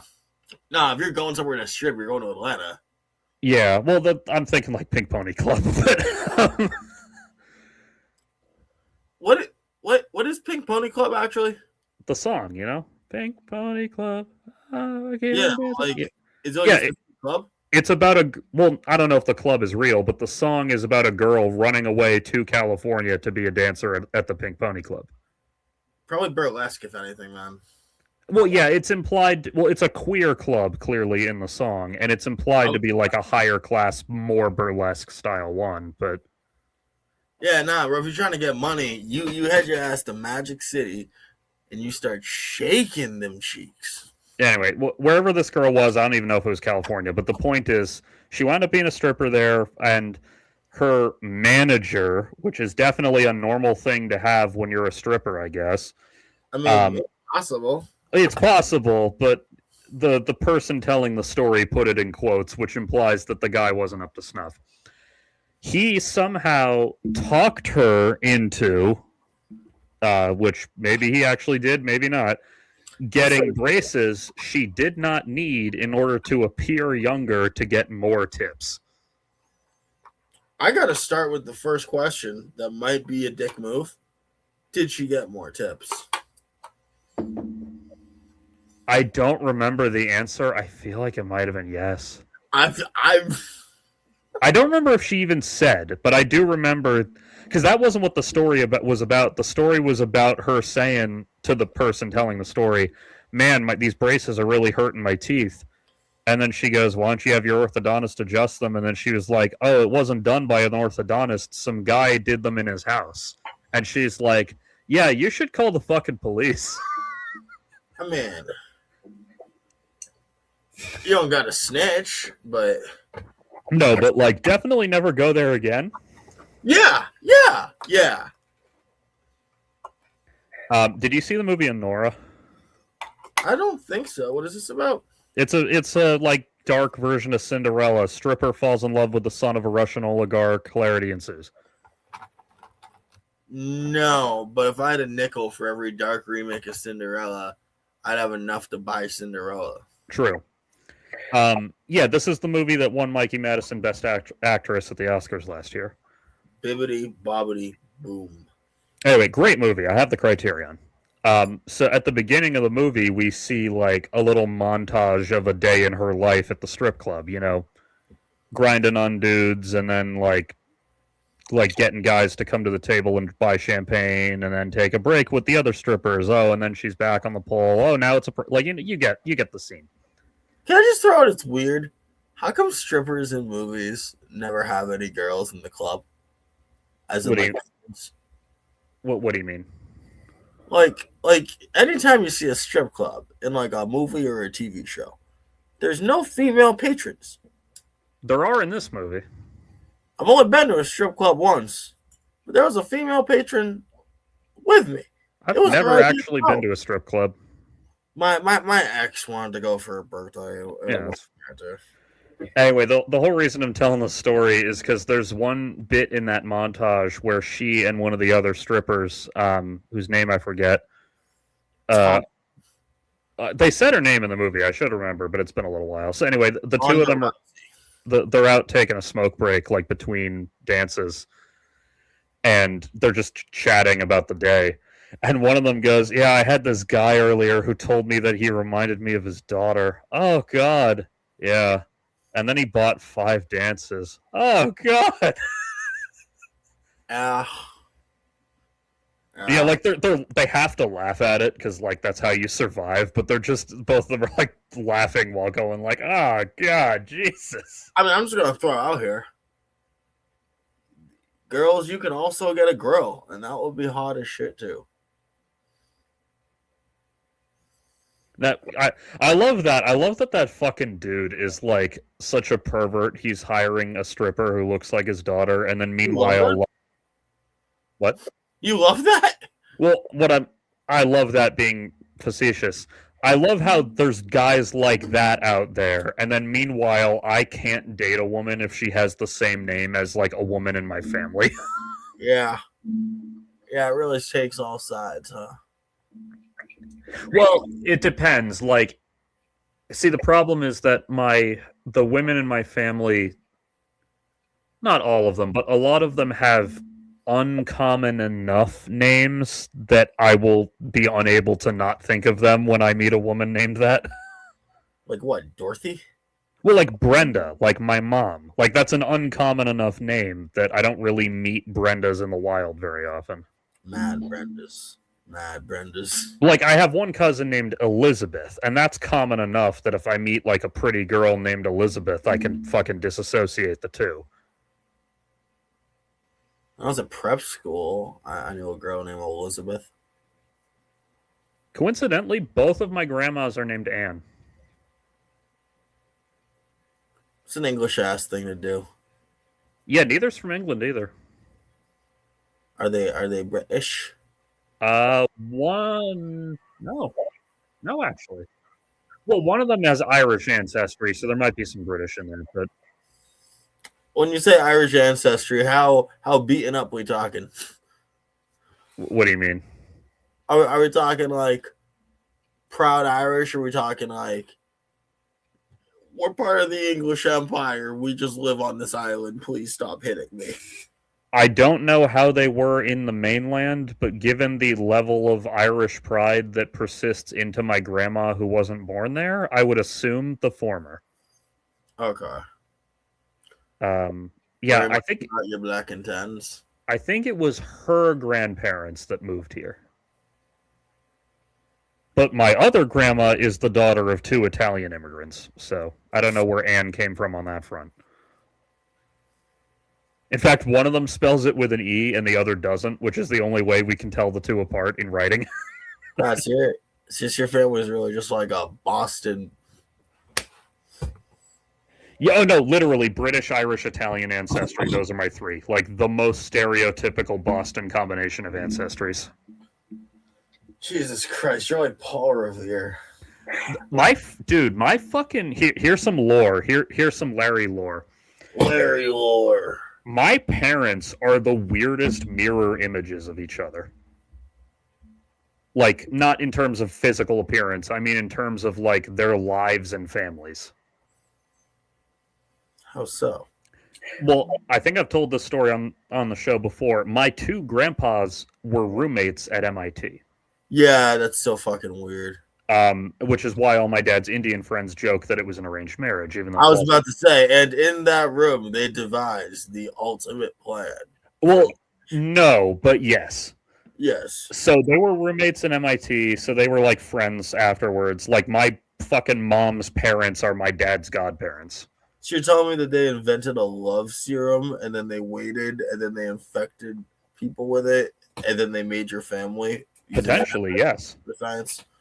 So anyway, they'd see each other periodically, and my mom and my dad as kids would like occasionally see each other. Like I know that they watched the moon landing together, as like all their families got together and watched the moon landing together. Oh my! Watching the moon landing. And then didn't meet again for another almost 20 years. And then when my dad was moving to this area, he called his godparents to ask for like, hey, what places in Boston should I go to since I'm moving here? And they're like, hang out with my daughter.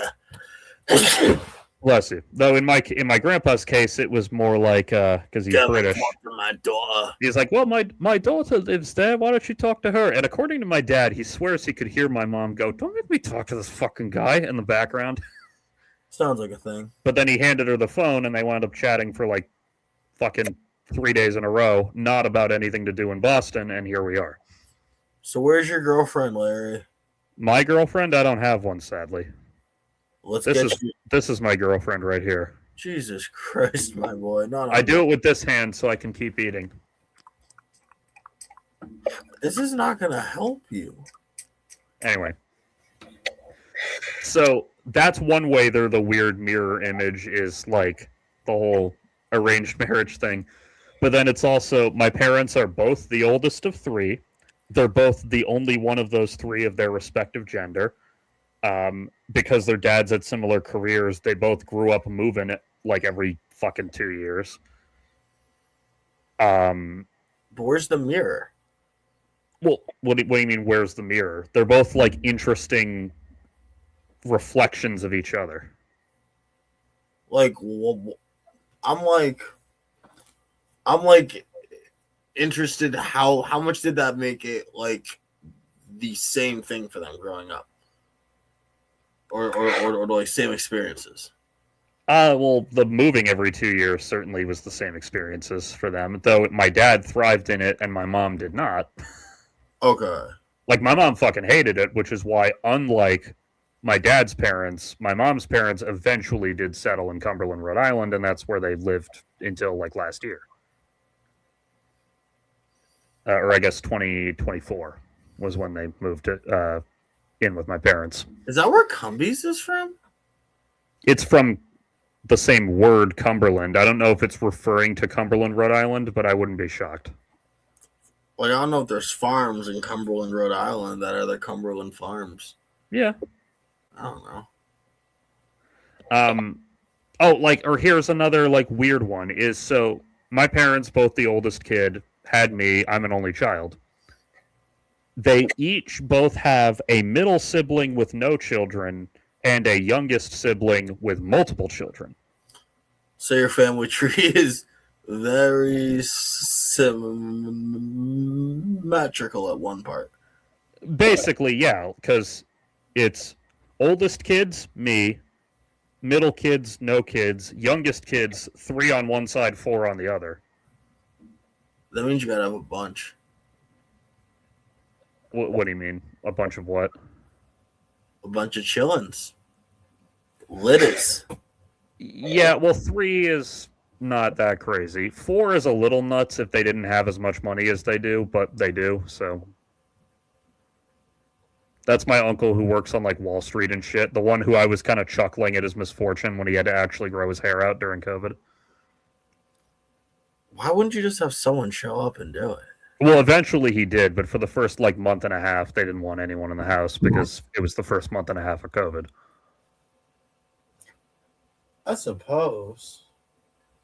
But yeah, eventually he did just say, I need to look presentable again and get an actual haircut done with like a mask on or whatever. But Yeah, someone's got to do it. personally, I miss everyone's COVID haircuts because I liked seeing everyone look a little unkempt. I don't want to look like Jason. I want everyone to look like Jason Bateman. You know what I'm saying?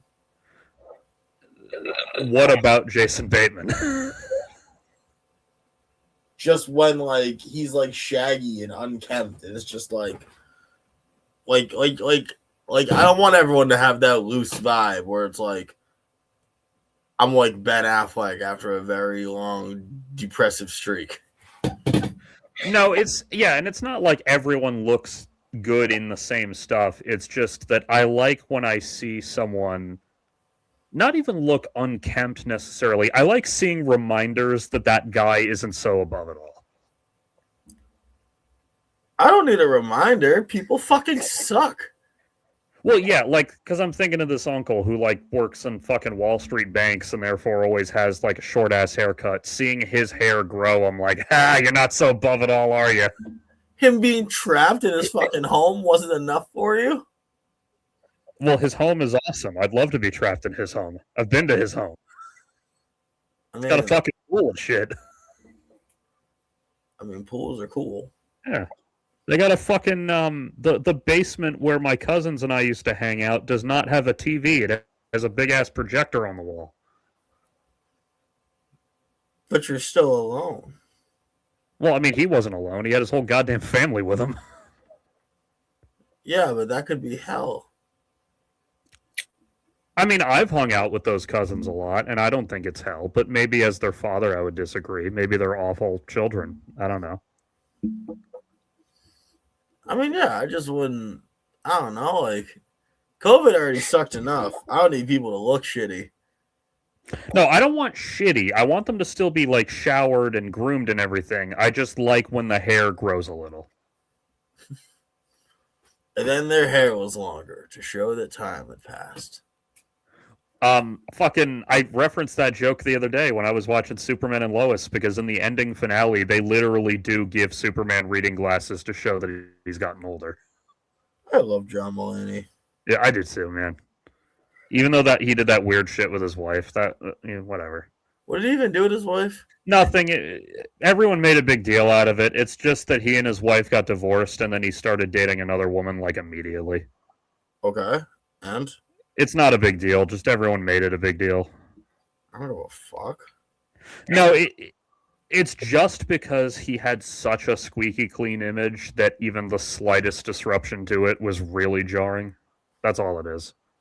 I really liked when he came back and he was like, "Now you might notice something's a little different about me." Can you guess what it is? Yeah, in his, I don't know if it was his first special after rehab, but he says in that likability is a curse. Also, he clearly got some bad plastic surgery done, but whatever. What are you going to do? Yeah, I mean, he also did a lot of coke. Yeah, which is weird, because last time he was struggling with addiction, it was alcohol. Why is that weird? Well, it's just, you'd think that if he was going to relapse, he'd relapse on the same drug, but I guess not. No. I mean, because because you're already susceptible at that point. Yeah, so and you would try hard to not go back to the booze, And you're like, oh, well, this will be different. I'll just make sure I don't fall down the same hole I did with the other thing. Yeah, he was just a like fuck me up with any substance you got type of guy, and alcohol was an accessible one. So I think that's the big reason for it. And now that he's rich, now he can get coke. I don't know. I mean, there's also people just have a predisposition for that sort of thing. Yeah, generally, if you have an addictive personality, you need to be careful of all substances, but there's some exceptions to that. Yeah, but you also don't really find out you have one until Yeah, you that's have yeah. Like if you're in Narcotics Anonymous, generally you're not allowed to drink either. For example, but there are exceptions. Like there are people who struggle with coke, but then are completely fine drinking in moderation. So. Yeah, but like, I don't know. Oh, yeah, I would never recommend you try that out. I'm just saying that there are people out there who can get away with it. Yeah, I'm just saying those specific circumstances feel like people who don't have a predisposition for addiction, who then just do a fuck ton of coke, and because coke is the substance that it is, they get addicted. Yeah, coke is like not instantly the way some are, but yeah, coke is like physically addictive. It can fuck you up if you don't get it after you do enough of it. Well, I mean, alcohol can do that too. Yeah, exactly. It takes more, but yeah. Exactly. Like, I think it's more just those people did enough coke. Yeah, but then there's drugs like crack or heroin where it's literally like one fucking time and your body's going to be trying to talk you into doing it again. I mean, yeah, but have you seen crack? You know what? I'm going to throw another one in the clip pile, but this isn't a dirty thing. This is just a weird thing. You remember the peanut butter and crack sandwich bit from Chappelle's show? Yeah, of course, Tyrone Wiggums. That always fucking looked tasty as shit to me because the crack that he was pouring on was almost certainly just like sugar candy, like rock candy or whatever. You want to eat crack? No, I wanted to eat the peanut butter and crack sandwich because it looked like a peanut butter sandwich that you poured rock candy all over, and that looked fucking intriguing. You found it delectable when he added the crack to the sandwich. Peanut butter and crack sandwich. You know what's so fucking weird? We were talking earlier about when they take episodes off of shows, off of streaming. Why did they take off the fucking Ron Jeremy one? Like, why did they? Well, yeah, but why didn't they just cut the skit and leave the rest of the episode up? Laziness. They didn't have something else to put in the time, maybe, and they just didn't feel like doing the editing. Maybe. Because, like, I get, not that I agree with taking episodes off of streaming generally, but, like, if it's a fiction show with a narrative, I get it. But if it's one skit, just cut the fucking skit. I mean, maybe Trevor got drunk and showed up and threatened to grape someone in the mouth. I don't know. You know, speaking of that, it is kind of shocking that Wise Kids You Know has not been victim to the sketch chopping blade, but... I mean, they were to a few, but at a certain point, like, what are you gonna do? The guy dresses up like Hitler and makes rap songs. It's kind of on the nose. Yeah, plus Whitest Kids You Know, despite their name, largely stayed away from racial humor. Well, no, they do racial humor on white people. Well, yeah, that's what I mean. Like they weren't doing fucking Homie D clown bits. Well, In Living Color is great. It is. I'm thinking of that because remember the friend I told you about, Francis, who fucking like 8 months into being friends with him, I found out he was like a Nazi. Oh, here we go. One of the signs that I should have picked up on but didn't because I was like 13 years old was not only did he introduce me to Homie D Clown, but he was entertained by it for the wrong reasons. Yeah. Now, I used to laugh at like Ruck Rucka Ali bits and shit because I was giving Ruck Rucka Ali too much credit, and I thought he was making fun of racists by being racist. And What do then you I got mean older and I realized you were giving him too much credit. Weren't you fucking trying to advocate for some goddamn horrendous thing he did about some child getting I killed? wasn't advocating for it. I was just saying that his tribute to Trayvon Martin on Not a some tribute. degree was hard. Not a tribute. Not a tribute. Capitalization off the death of. Yeah. His song about Trayvon Martin was somewhat sincere. It's not sincere. He's just profiting off a dead black kid. And he makes 2 lines to give plausible deniability. Probably, yeah. I know that now. When I was 14, I was trying to give him the benefit of the doubt. But Never give these motherfuckers the benefit of the doubt. Make them earn it. yeah, well, that's the thing. That's a lesson I learned growing up, because when I was younger, I assumed everybody else had the same education as I did, and therefore when they were doing racist bullshit, I was like, ah, yes, they are making fun of racists for believing this. Hell, people can have the education and still be shitty. Yeah, something I learned as I got older. But I was too trusting of these people. Yeah. I got called slurs as a child. It just kind of woke you up about that bullshit real quick. That is fair. Which, that's also pathetic, yelling slurs at a child, because, like, what the fuck are they, like, what'd they do? He's just sitting there. Oh, to be fair, the person who yelled it at me was a child, so, like... I assumed. I just, you know. Like, when you see, like, the old civil rights photos of, like, Ruby Bridges walking into the school and all the adults, like, screaming shit at her, like, dude, don't you have something better to do? Are you talking about the ones who are still grown-ass people who are alive, who are the grandparents of everyone today, who still want to tell me that racism doesn't exist? Those people? I'd imagine that there's quite a bit of overlap, yeah. Oh, no, it's like those motherfuckers are still alive, some of them. Well, yeah, that's the thing, is that they lived unhealthy lives, so I'm sure a lot of them died young, but some of them are still alive. I don't know, man. I've met so many old fucking people who just, like, did whatever they wanted, and they just have those stupid old people genes. Isn't that lady who fucking got Emmett Till killed? I think she finally died only a couple years ago, but wasn't she still alive till really recently? Yep, and she admitted on her deathbed that she lied. And No, she admitted it before her fucking deathbed. Before. Like she like we didn't get a good admittal, like admits the guilt. Yeah, because I remember in our class in college, somebody asked the professor, wait, if she admitted it, then why isn't she being prosecuted for it now? She didn't, like, admit it. She was like, kind of. Yeah, well, the professor's answer at the time was statute of limitations, and also the only thing they could really charge her with is filing a false report. I mean, you can charge her with inciting a riot. Oh, shit. This is interesting. What? So I was looking up this woman, trying to figure out if she's still alive, and her name is Carolyn Bryant Donham. She wrote a memoir about her life, which was written before 2008, I guess. It was originally intended for a posthumous release in 2036, but got leaked a few years ago, so they just released it. That's interesting.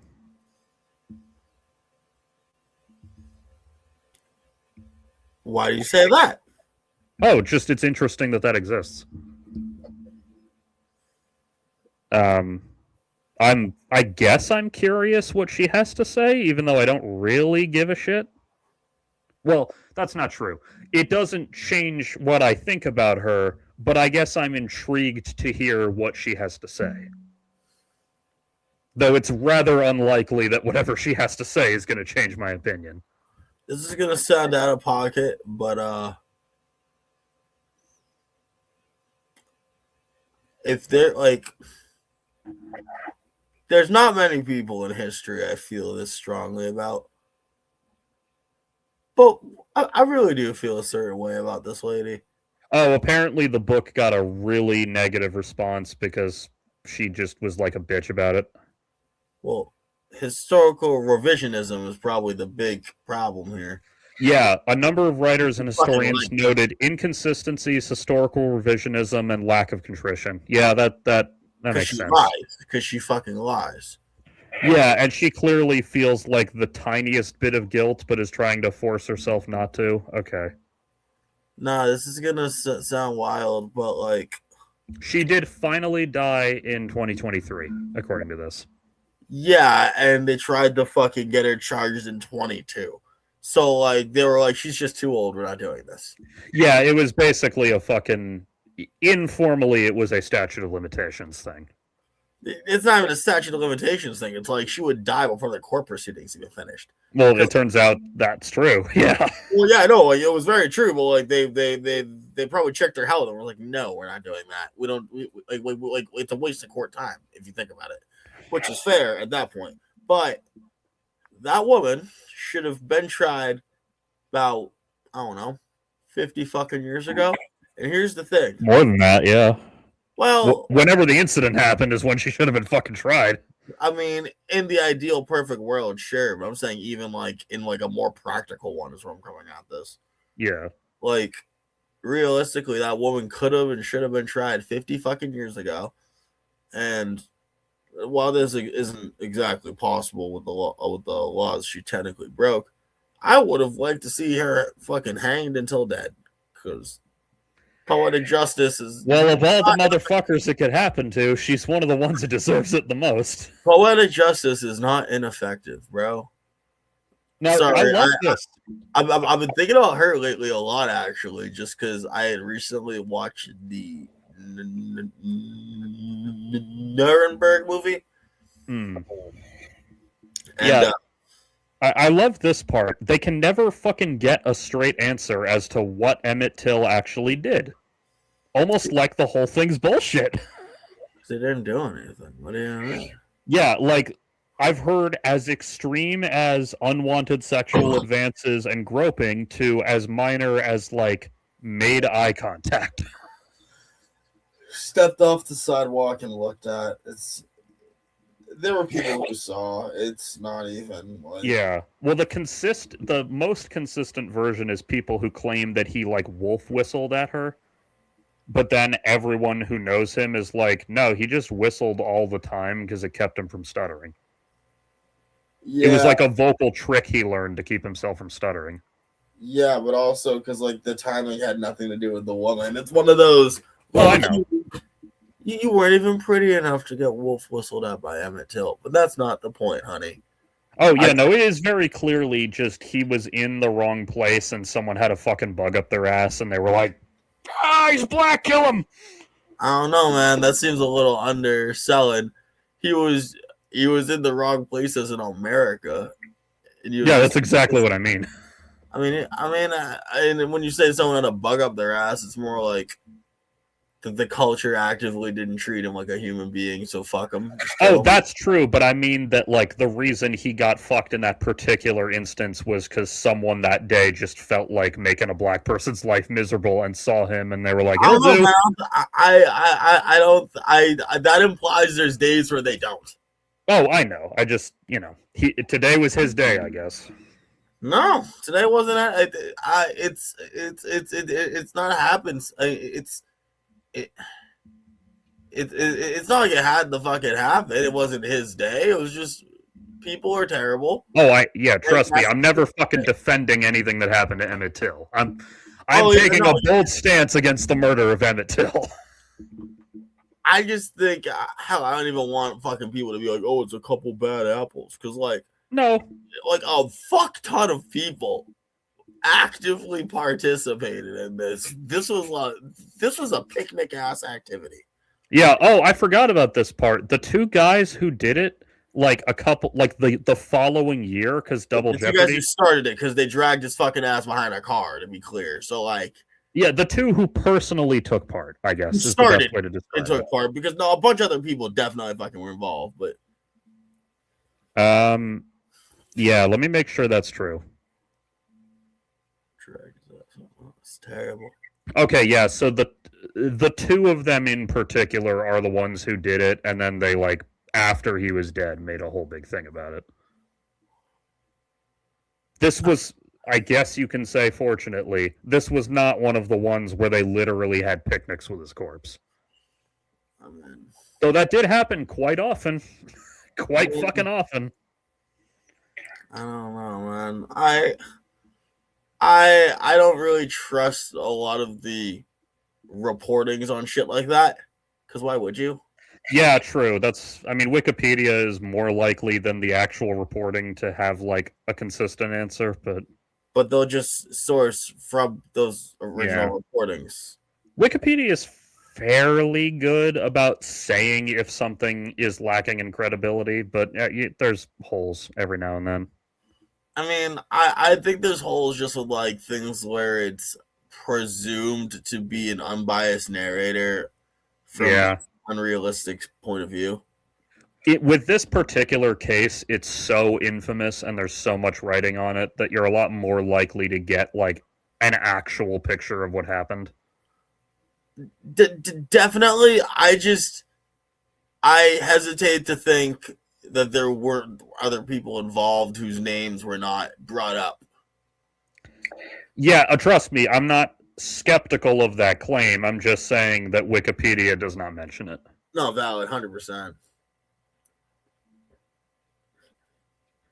Yeah, so the two guys who did it, like, because double jeopardy and you can't be retried for the same offense, they just admitted they fucking did it and, like, sold the story about doing it to a magazine. You can just try them for a different crime. Well, yeah, you can manufacture another reason to try them, but because of the time and place it was, nobody was interested in doing so. Yeah, that's the bigger thing, is they just knew they'd get away with it no matter what. Did anything happen to the two guys? I want to find out. I felt like that something happened to them later in like retribution, but maybe I'm fucking misremembering. I mean, it would be nice if they got like the plague or something. Yeah, I thought I remembered one of them like got cancer and died young or something, but I want to make sure before I fucking talk out of my ass. Cancer that kills people. Damn, they were making statues of him as early as 76. I guess that's cool. Well, it's not cool, but like, all right, I guess it didn't take long for them to recognize what assholes those people were. I mean, yeah, but still took them a long ass time to take down the statues of fucking Lee, so. Well, yeah, those were only put up around the same time this incident happened, so. People love the fucking statues of Robert E. Lee. Yeah, even though he's not even that cool. He's not cool. He's not a good general. He's a broke bitch who literally leached off of Martha Washington, wife of George Washington, because of a weird relation, only to just go and be a dick. Yeah, I mean, everyone's like, oh, he was this brilliant general. Well, he lost, so he clearly wasn't that good. Like, no, don't get me wrong. He was all right. But like, yeah, I mean, he had a career for a reason, but like... Yeah, but like, realistically, he would have gotten fucked up by Stonewall Jackson. Like...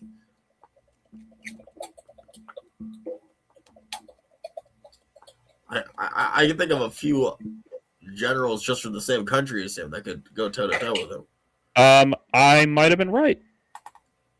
Can I get a fucking source that wasn't from goddamn AI? Please? But we love AI here. No, I don't. I hate AI. I don't think it should exist. I think it should just fucking be illegal. I think we should go Butlerian jihad on it. We shouldn't have jihad on anything. No, not like that kind of jihad. Like the real kind, before fucking Bin Laden stole it. We shouldn't have jihad on anything. Yeah, they both men who killed Emmett Till later died of cancer. Karma is a motherfucker. I don't know, man. It could be better. It could, but you know. I don't know. I guess I'm taking some comfort in the fact that these people died in agonizing pain. But the woman. Yeah, the woman did not. I mean, she probably fucking... He wrote a fucking memoir trashing this child after. And worse. It was worse than that. She didn't even have the balls to trash him. Well, she fucking... Well, she like trashed him and then left it for like, now listen, we'll both have been dead for 50 years, but we can low-key milk my life for my grandkids. I hate you, lady. Well, yeah, not just that though. In the text of it, she was worse than just trashing him. She was doing the whole thing where like, well, I didn't think it would happen like this, and I something needed to be done, but not this. Like she was defending her own shit. She just wished it hadn't ended the way it did. Well, I'm like, well, what the fuck did you think was going to happen in that time and location, bitch?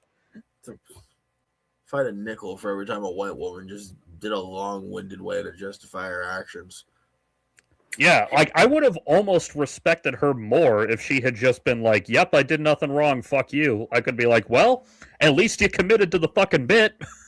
I mean, I wouldn't respect her more. Almost respect her more. I mean, I would just strictly compare the way that she actually acted to a lot of the liberals in today's society. But that's just me. Fucking liberals. You know, I don't mean like I that. know. Speaking of committing to the bit and crimes against humanity, I watched a movie the other night, or last night, in fact. I watched a movie, and I want to know if you've seen it, Nick. Have you ever heard of the movie Swamp Ape? No, and that sounds like a racist term. No. Well, the term is not racist. It just sounds like it. No, Swamp Ape. You ever seen like Birdemic? I don't think so. Is that like the birds? It's a picture the birds, but awful. The Birds is already awful. It's one of the most overrated movies ever. Hitchcock. I do think it's a little overrated, but I kind of like it. Hitchcock, it's not that scary to have like 20 birds hitting the fucking windows. Have you ever fucking seen how strong windows are? I think we're fine. Before I get into that, you know what Hitchcock movie from that same era is highly underrated? Is Marnie. Well, I shouldn't say underrated. It's just that when you've done as many famous movies as Hitchcock did, a movie as good as Marnie gets lost in the shuffle. It's a James Cameron with The Abyss situation. Yeah, but like, I don't know. Alfred Hitchcock is single-handedly responsible for really shitty, like, not horror, but they call themselves horror. I'm gonna murder a bunch of people movies. Meanwhile, James Cameron. I do hate to sound like a pleb, but you are correct. Cameron has made more movies I like than Hitchcock.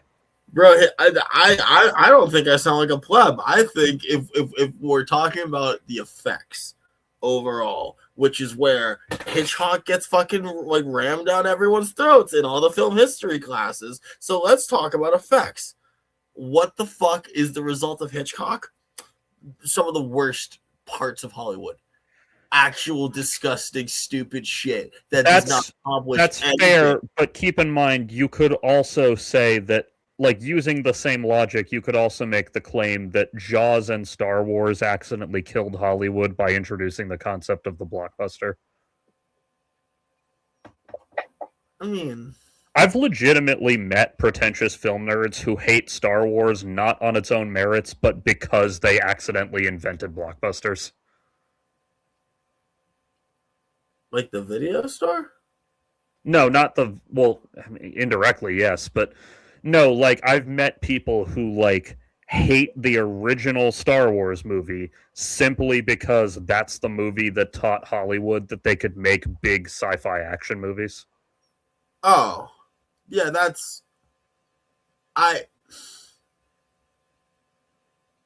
Now, and I don't want to be a total dick because I've made a million fucking jokes about how The Matrix accidentally ruined action movies or how The Bourne Identity accidentally ruined action movies. And I mean, they made plenty of decent action movies after Bourne. And no, they did. It's just that after Bourne Identity for like 15 fucking years, I had to look at shaky cam in every movie I watched, and it was driving me fucking crazy.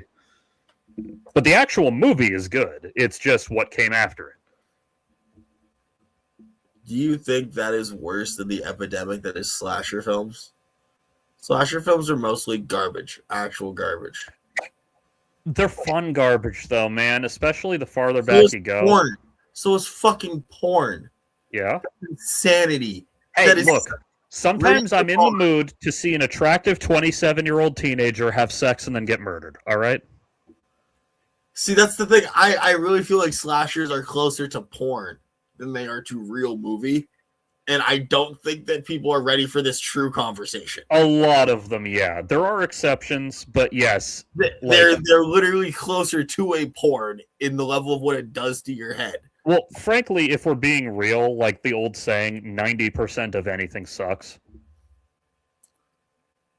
Come on, that is sure, but we're broad stroking to Yeah, not like slashers are particularly egregious in the there's a million generic bad ones. Like, watch. I'll start here. Tell me what the horror genre is. What do you mean, what it is? Like, I don't know. Like, I can tell you, and I like there are general things that happen in every genre of film that can be tracked. Yeah, so horror is about scaring you, the viewer, putting you on edge. Usually there's some social commentary in there. So, like, what about, say, American Psycho, where I am made comfortable because I'm with the villain itself. I'm in the power position as the audience. The entire movie, I don't feel scared. But you can't tell me American Psycho is not a horror movie. Well, that's the thing. That's taking the traditional horror formula and twisting it a little. Like, in American Psycho, you're supposed to be scared. You're not, because the protagonist is the killer, so you're in the power position, like you said. But you're supposed to be uncomfortable with what you're seeing. And the fact that you're not scared by it is supposed to fuck with you. I hear what you're saying. It's the same reason, to use a video game example. You remember the scene in Last of Us 2 where Ellie fucking tortures the information out of Nora? Yeah. It's the same reason that whole thing is a cutscene, and then when she picks up the fucking bat, suddenly the attack button pops up. Now you're privy to what's happening. It's fucking with you in the same way American Psycho does. I don't know, man. Like, okay, like the top horror movies are what? I mean, you'd have to define what you mean by top, but no matter which way you define it, Silence of the Lambs is probably up there. Silence of the Lambs is a pretty good movie. It's fantastic. Silence of the Lambs is a drama movie that scares you sometimes. That does explain why, unlike every other fucking horror movie, it won Oscars. So yeah, you're not entirely wrong. Horror is not a genre; it's a fucking element. It's like yeah, you are kind of right. Like for example, there's comedy movies that have horror elements. You ever seen Scream? Oh yeah.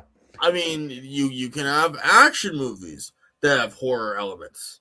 Yeah, most horror movies are kind of better defined as like thrillers. Horror is not a genre. Yeah, that's what I'm saying. Is like crazy. Like Halloween has horror elements, but if we were going to describe what type of movie Halloween is, you'd have to say like drama thriller. And slasher is a porn with the fear elements. That's the fucking thing. Yeah, it's the well, I said, I don't know if I texted this to you the other night, but I was for some reason watching Georgie and Mandy's First Marriage, and I said that it's the TV equivalent of Cheese Whiz. God, who is Cheese Whiz in 26? Well, that's why I picked that thing, because it feels like a sitcom from 20 years ago, and not always in a good way. What kind of sitcom are we talking? Are we talking like late 90s Full House era? Like a generic like network TV sitcom. From like, has 2.5 Men come out yet? Let's say no, but I mean, clearly you can make this show after 2.5 Men because they did. But yeah, it's just like generic sitcom from years gone by. So Like just Roseanne, let's say. Fucking, like, tonally, we're talking like Roseanne. oh my god.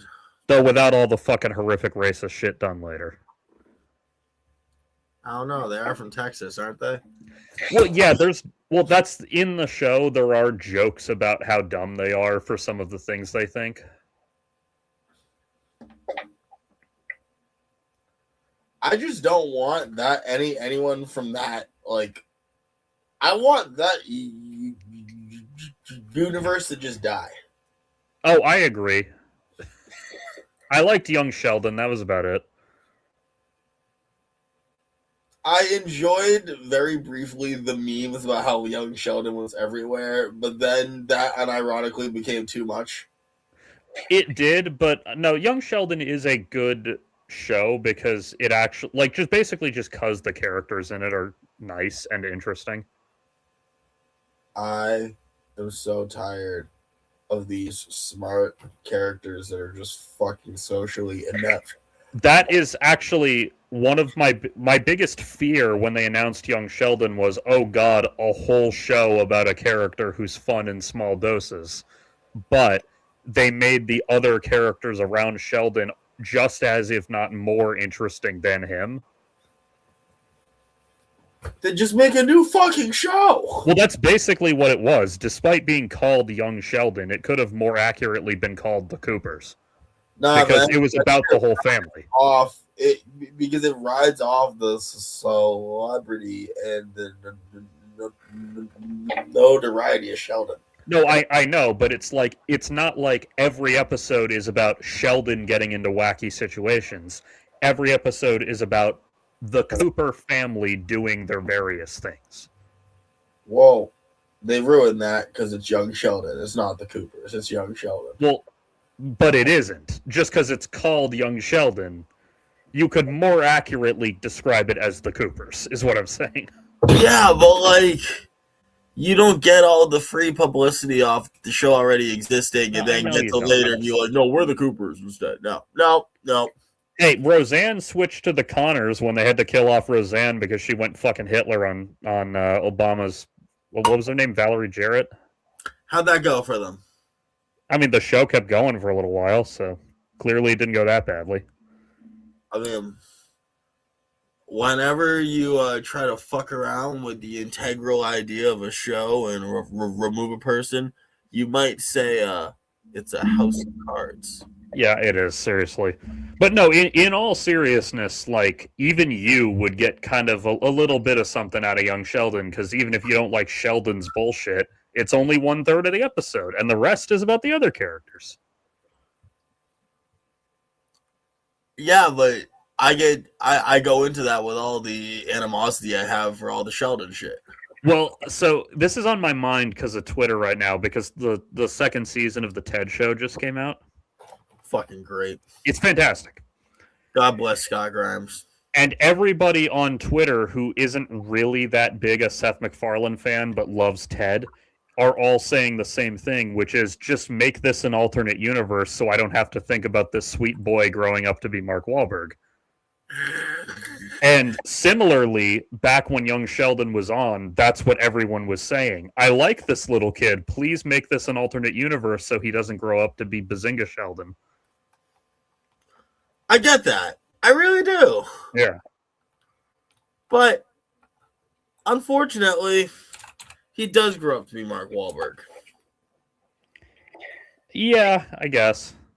Though it's weird because they already retconned his fucking parents. They could just go absolute DC and just do a new version of Ted. True. I do kind of fuck with that idea. And in hindsight, the one scene in the original movie with his parents would work really well with the new parents, so they should just fucking reshoot it. Just George Lucas that shit back in. I mean, I'll be real, there is another really easy way to do it. What's that?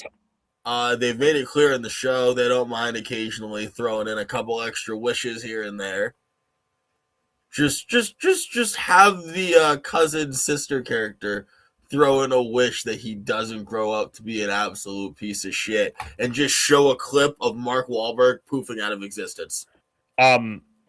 Which is funny because the character in the movies wasn't even a piece of shit. It's just that people don't like Mark Wahlberg. But yeah, I've heard theories like, the John from the movies is what happens when he doesn't grow up with Blair's influence. I've heard that theory. I mean, that is kind of how I took it. Yeah, though again, he's not really a piece of shit in the movies. It's just that Mark Wahlberg kind of is in real life. It's okay. Let me quantify what I mean. John's not a piece of shit, but in the movie, he's so emotionally stunted. There's nowhere for our TV show John to go without immediately being leaks beyond movie John.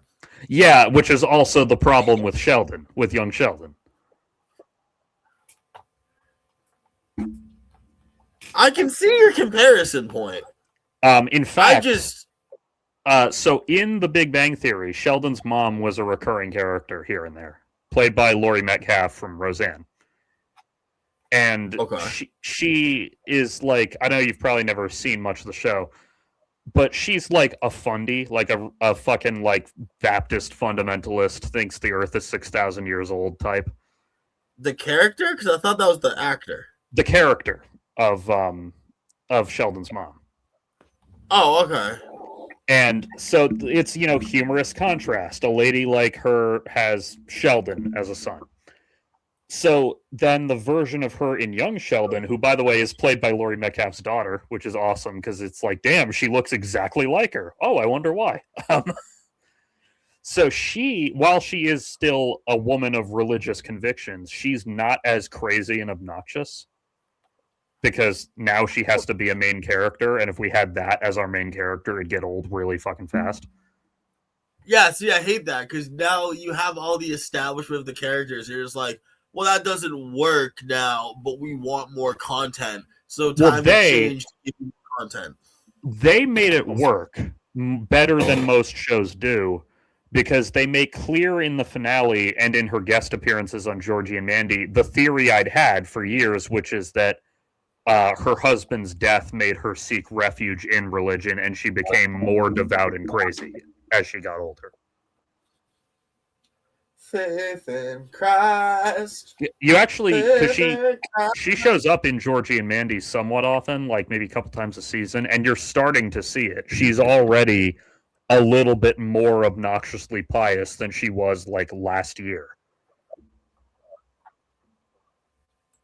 How bad we talking? She's not as annoying as she is in the Big Bang Theory, but she is like, she's hitting the point where Jesus comes up every time she's on screen. Like they're kind of Flanderizing her, but doing it on purpose. Well, I get this. It's like they're like, well, now we got to get it. I mean, first we had point A, and then we prequeled her, and then the prequel's so far off. So now we just need to highway her back to point A. Well, they started it in young Sheldon, to be clear, because they at the end, well, not at the end, but in the last episode, they show how every member of the family reacts to the father's death. And what they show with her is her taking refuge in religion. Their oldest son taking refuge in taking on all his dad's old responsibilities. The teenage daughter seeking refuge in doing drugs and partying. And like, they all go in there. Sheldon takes refuge by running away to California. Nice. Which even in Big Bang Theory, when we finally meet the adult version of his brother, played by Jerry O'Connell, of all people, Jerry O'Connell says to him, like, I could have fucking used your help after Dad died because I was taking care of everyone, but you ran away to California and left me holding the bag, Sheldon. Do you get why I'm still annoyed with you? I mean, how do I put this? Why the fuck is Sheldon responsible because this guy wanted to play daddy? He's not responsible. He's just saying, like, you weren't there to see how bad it got. Yeah. You could have not been there too, bro. Well, yeah, because Sheldon looks down on his older brother because Sheldon is this accomplished physicist and his brother owns like a tire store. To be clear, I've heard this bit. Isn't the whole thing that this guy is like the biggest tire seller on like a very large amount of space? He is a lot more successful than Sheldon's description of him made him sound. I've heard this bit, I think, from you. Maybe. But so yeah, in that episode, like, because Sheldon doesn't really picture how he can't really relate to how hard it was for like the rest of his family after his father's death, because he processed it in his own weird Sheldon way. But then Georgie is like, I was the one there, like, driving Missy to school when she's like hungover from partying, trying to forget, and like, I was there fucking letting mom sob on my shoulder at dad's grave, I saw the ugly side of the grieving process that you got to skip, Sheldon.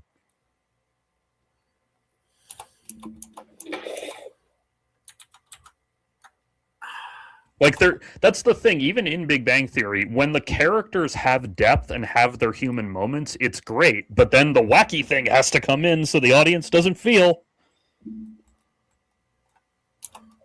Young Sheldon, on the other hand, was not afraid to make their audience feel, so they dedicated their entire series finale to their father's funeral. That feels like strange. And they even, because the thing you said about how, like, they can't really have John make any progress without surpassing his older self. Yeah. They kind of did that with Sheldon, because they have this scene where they're at his funeral, and his mom whispers, like, do you want to say anything? And Sheldon gets up there, and he gives this big speech about his father and what he meant to him. And then it cuts back to Sheldon just sitting there, and his narration older self says, that's what I wish I'd said. And then when they show what really happened, his mom says, do you want to say anything? And Sheldon just says no. So clearly, like, they kind of show you, like, oh, he closed himself. The show is just this fucking, like, he's living a Walter Mitty. I don't like that. No, it's just they have the occasional fantasy moments with him. That was just a sad example of it. But, like, they have more comedic examples in past episodes of, like, him picturing some brilliant thing he can do in 40 years when he has the tech to do it, type of thing. Yeah, no, so it sounds like a lot of the show's just in Homeboy's head. Occasional scenes are, yeah. Not just his, though. They have, like, Georgie and Mandy had a whole recurring bit with him having a dream about his dad. So, like, they just go inside the characters' heads occasionally. It's just how sitcoms work. I mean, I guess it could. But they do really hammer home, like, damn, Sheldon's dad's death fucked him up way more than he's ever let on, and that's a big part of why he is the way he is when we see him in Big Bang Theory.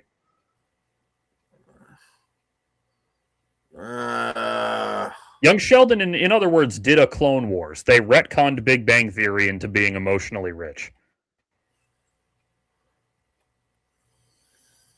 And, if it wasn't rich to begin with, it's just artificially inflated emotion. True. It's just like, it's like real feelings are like the gold back currency of emotion. And Young Sheldon is just Zimbabwe. Yeah. I said that about, remember that movie I told you about, The Unbreakable Boy? You said The Unbreakable Boy was Zimbabwe? No, I said it was the opposite of art.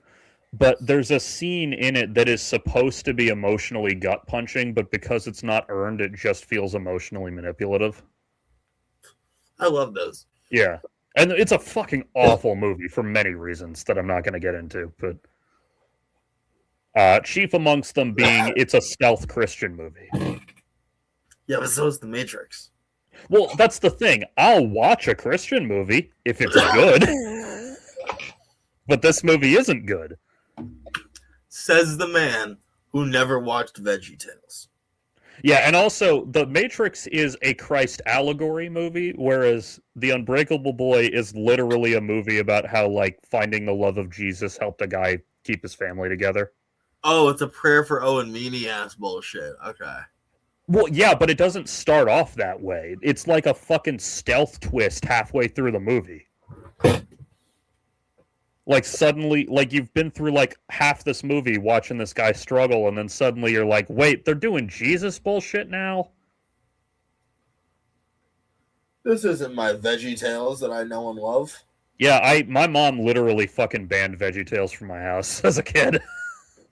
I was earlier explaining to Larry how, unfortunately, the veggies and VeggieTales are not allowed to have a redeemable relationship with God or a redemptive relationship with God.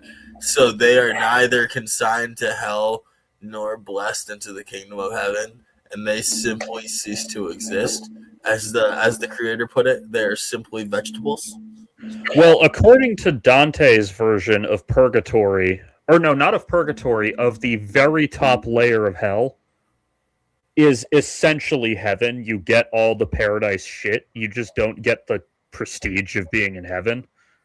Yeah, no. So maybe that's where the veggies go. No. They are not sent to hell nor heaven. They are not allowed an afterlife. Well, so Because what's they so don't- bad about that then? Their existence just ends? That's a decent fucking ending. But it's wild that they then they actively live Christian lifestyles for For the love of the game. for the love of the game. So why do veggies not get to go to hell? Because in this world, vegetables are sentient. So this is where it's really fun and it gets a little meta. So when this guy made it, the guy who made it came from a hyper Christian household. I'm floored. I gotta fucking lie down. And his mother forbade him from having vegetables have a redemptive relationship with God. Oh my god, Because dude. they're vegetables. You know, the guy I was talking about earlier, Ken Ham, they asked him once about alien life, and he fucking literally had to make a prescriptive statement, and the statement he made was aliens don't go to heaven because Jesus didn't die for them. Pretty much where we were coming at this with the vegetable thing. Yeah. But for vegetables. Yeah, except Ken Ham said this in a serious discussion, Yeah, not in a tongue-in-cheek interview. Yeah, not discussing the creations of VeggieTales. Yeah. But I just need to be clear here. There's thousands of years of history in the VeggieTales world. So clear something up for me. yeah. Is every VeggieTales segment Christian, or do they have 3 segments an episode and one is Christian? It's like, Because I remember seeing bits of VeggieTales at other kids' houses, and I never saw Christian shit in the 3 minutes I spent watching. it's very much like you'll have it's like Because okay, they have the hairbrush song. I know that just- one. It's what the fuck does the hairbrush song have to do with Jesus? see, that's like the silly interlude. Okay. It's like at the end of the episode, and this was really ham-fisted, and it wasn't as Ham-fisted. Food puns. wasn't as really great as you'd it wasn't as throughout. At the end, the say this episode was about don't steal or whatever. Okay. Because Jesus tells you, yada yada. And if you want to know about that, here's a Bible quote. And then you should look it up in your Bible. And then we have a song, and that's the end of the episode. Okay, yeah, because it's not wildly as much as you think. Because I'd be at my friends' houses, my friends who didn't have particularly religious households, though probably a little more than mine. That's the thing is VeggieTales really it wasn't as much. It was just in there a little bit as a treat. Yeah, exactly. And plus, a lot of parents just don't fucking pay attention to what they put on for their kids. But I'd go, I had a friend named Sean, and as far as I know, Sean's family wasn't particularly religious. But if I went to hang out at his house and his little 2-year-old brother was there and the TV was on for his brother, sometimes it'd be VeggieTales. So I'd catch 3 or 4 minutes at a time of VeggieTales, and I guess I was catching the non-Christian bits. Yeah, I mean Okay, but I'll give you an example. So like there's an episode of VeggieTales where they all work in a chocolate factory. Oh, they do the Lucille Ball box thing. Yes, actually, Okay, but I knew that. I knew it. kind of, but like, but the whole point is they have these three guys and they go Rack, Shaq, and Benny. Okay. Do me a favor and look up Golden Bull guys and see if it gives you three names of something weird like Abadeo or whatever. Because this is based off a weird fucking Bible story. Golden Bull guys. Yeah, guys in the Golden Bull story. I don't know. Golden calf? Do you mean? Yeah, there we go. Okay, because when I looked up gold bull, I got this, which I don't think is related. I don't think that's related. Yeah, the golden calf. Yeah. Then there's three dudes. But like, anyways. So VeggieTales does an interesting little retelling of this story in which three dudes end up inside of a giant chocolate or a giant golden bunny. Yeah, so they do like loose adaptations of Bible stories that can somewhat be enjoyed secularly. Pretty much. Yeah, that's what I thought because, like I said, every bit of VeggieTales I caught by accident as a kid was just like normal cartoon hijinks. Granted, then they also have like Jonah and the fucking whale, but they have, and they've got like the pirates who don't do anything. I think that's one of their less. Exactly, but they those are more used as a story device to just get shit around because they're like, we don't want to change the biblical story, but we have like audience member characters pretty much, so we kind of got to vary them and shit, stuff like that. Yeah, well, my mom, she grew up like pretty fucking Catholic and therefore has a lot of like fucked up shit about religion. Yeah, so when I was born, she was like, nope, no religious bullshit in this house. You have to understand how amusing some of this shit could be, though. Well, yeah, and when I was like old enough to get it, she'd tell me about it and talk about what like I knew the basics of the Bible. Like I knew the fucking Christ resurrection story and like all that shit. It's just that when it came to like the programming I watched, my mom was adamant that there not be any fucking political shit, like any like religious political shit in anything I watched. So like VeggieTales, what channel did that even air on? We got it on like VHSs. I think it was often like you ordered it type shit. I mean there was a lot of that, but I thought it had a show. Are we allowed to show clips here? Is that a thing? I've seen this clip. Yeah, I've seen the slavery clip. I feel like just to be safe, I'm not going to because I just. What about commentary? What's wrong? No, I know. It's just so inconsistent. People need to know about slavery. Yeah, I actually have saved on my phone the screenshot of him saying, "What you have done has made God very unhappy." Fine, I guess you're gonna make me send you a meme version that you're gonna have to put on screen. Yeah, I can do that. We aren't omitting people from knowing greatness. Also, in hindsight, I really appreciate the fact that my mom kept the fucking religious horseshit out of my fucking purview. Nah, man, it's fun. Oh, I'm sure it is, but like, it's fun for us now. No, I mean, like, it was cool at the time. Just in terms of like, it wasn't being shoved down my throat. So it was like, I mean, shit. Getting a bunch of perspectives is never bad. This time I really mean it. We should go back to Egypt. Don't you remember? You goober. Use your power. Come on, fuckhead. There we go. You wanted to not have the video. This is the price. This time I really mean it. We should go back to Egypt. Don't you remember snorkeling in the Nile, 3 square meals a day, plenty of exercise? It was paradise. We were in slavery. Slavery. The greatest line. Yeah, hang on. He says a line after that it won't let me fucking show. Oh, what's wrong with you? Oh, you broke it. Nothing is perfect. Hilarious. Top notch. Now, if you think that's bad, I want you to look up a show for me. Well, look up a thing called 321 Penguins. It has to have a great page on the wiki. Has to. There we go. Sorry, my mic got fucked up. 321 Penguins. I remember that show, but I don't think I ever saw it. I need you to read the plot for this. Oh. This show. No. Pull up the Wikipedia for the people and then read this plot because this is fucking insanity. This is VeggieTales' really weird cousin. Is this it? Yes.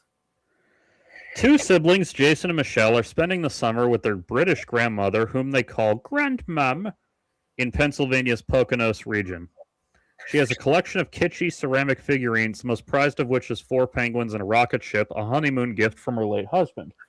In the first video, the twins accidentally drop the ship. Instead of breaking, it flies into the air and reveals the 4 penguin figurines are alive and are the crew of the spaceship. One of the twins is then pulled into the ship using the crew's Galeazal shrinking device and taken on a galactic adventure. Why does only one of the twins get to go? Okay. Oh, no, both go. Oh, it says only one. It says one of the twins. Yeah. That's just the first episode. Okay.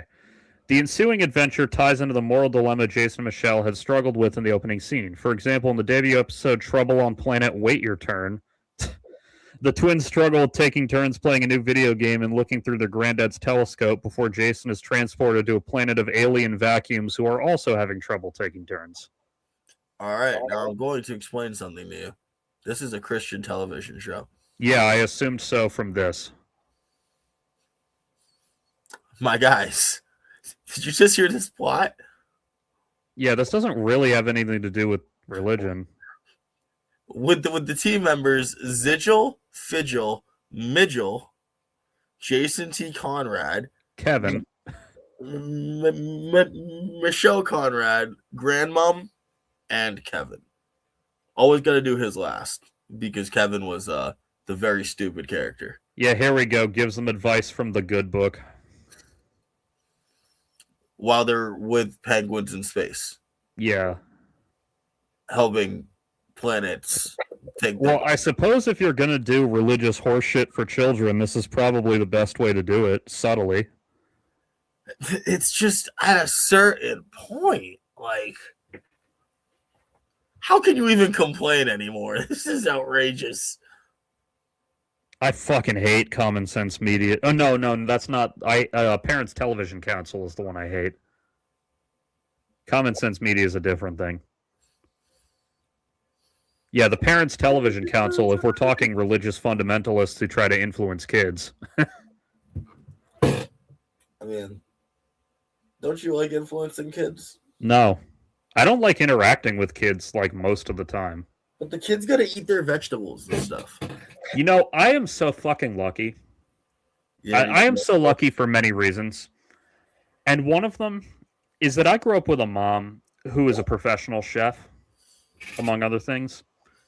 So I grew up with really fucking tasty-ass vegetables.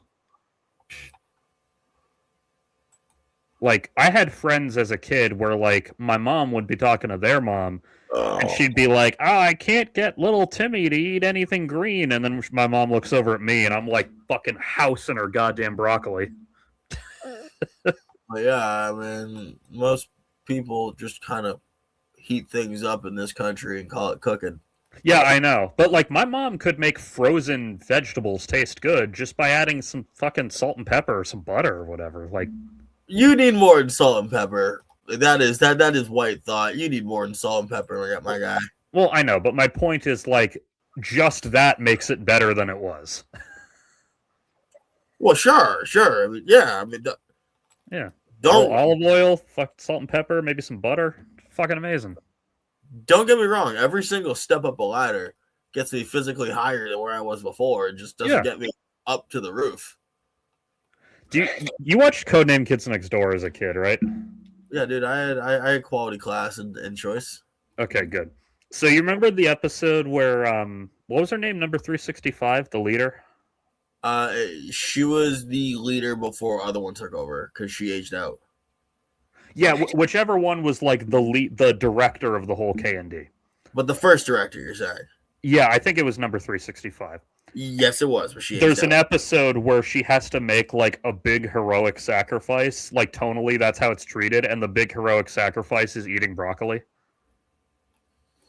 That was a hard time, okay? Yeah, like they were playing like the dramatic ass music as she's taking the bites. Like they're framing it like fucking Braveheart getting taken to the gallows. Like no. But hey, like somewhere in there he's like, oh god, at least put some cheese on it or something. But I remember as a kid being amused by that, but then going, I don't get it. I like broccoli. Oh my god. I grew up with a mom who knew how to make fucking broccoli be good, man. What do you want? I was a lucky kid. I want you to not sound so fucking happy about it. God damn it. I am grateful to my mother. God damn it. Stop sounding so fucking happy and grateful. Oh, God. Oh, I love my mom. My steak is too juicy. My lobster's too buttery. That's what I just don't want to hear about your steaks no more. I said fucking last week, the reason I pretty much never get a steak at a restaurant is one, the price, and two, most of the time it's not going to be as good as the steak I get at home. No, that's oh my god. I was thinking about that pissed off as I was at the grocery store yesterday. Because I'm walking past the BKs and I'm like, fucking $22.99 to get a decent fucking steak. But oh, you think $30 and you can get a good steak at dinner at home. Well, yeah, because the $22.99 of steak doesn't serve just me. It serves my whole family. Your whole family splits 1 pound of steak? Well, it might not be a pound, but like... Well, that's the price per pound. Welcome to the jungle. No, I know that's the price. I'm trying to think of like what... I'm trying to think of exactly what form, because we don't normally have just like whole steaks. We usually have like steak tips or flank steak or... Oh, like, true. I mean, strip steak. Don't get me wrong. I'm sure it's got the great flavor and everything. That's just different from when you're going to like a steakhouse and getting like a specific cut. Well, yeah, if I'm going to a steakhouse, I'll get a steak. But if I'm just going to like a regular ass fucking restaurant and steak is one of 30 different things they have. Who does that? Well, some people do. You go to a steakhouse for steak. I go to a seafood place for seafood. I don't get the sushi at the fucking like place with 40 things. Somewhere out there in our society, there's a secret group of people keeping Long John Silver's in business. I've just never seen one.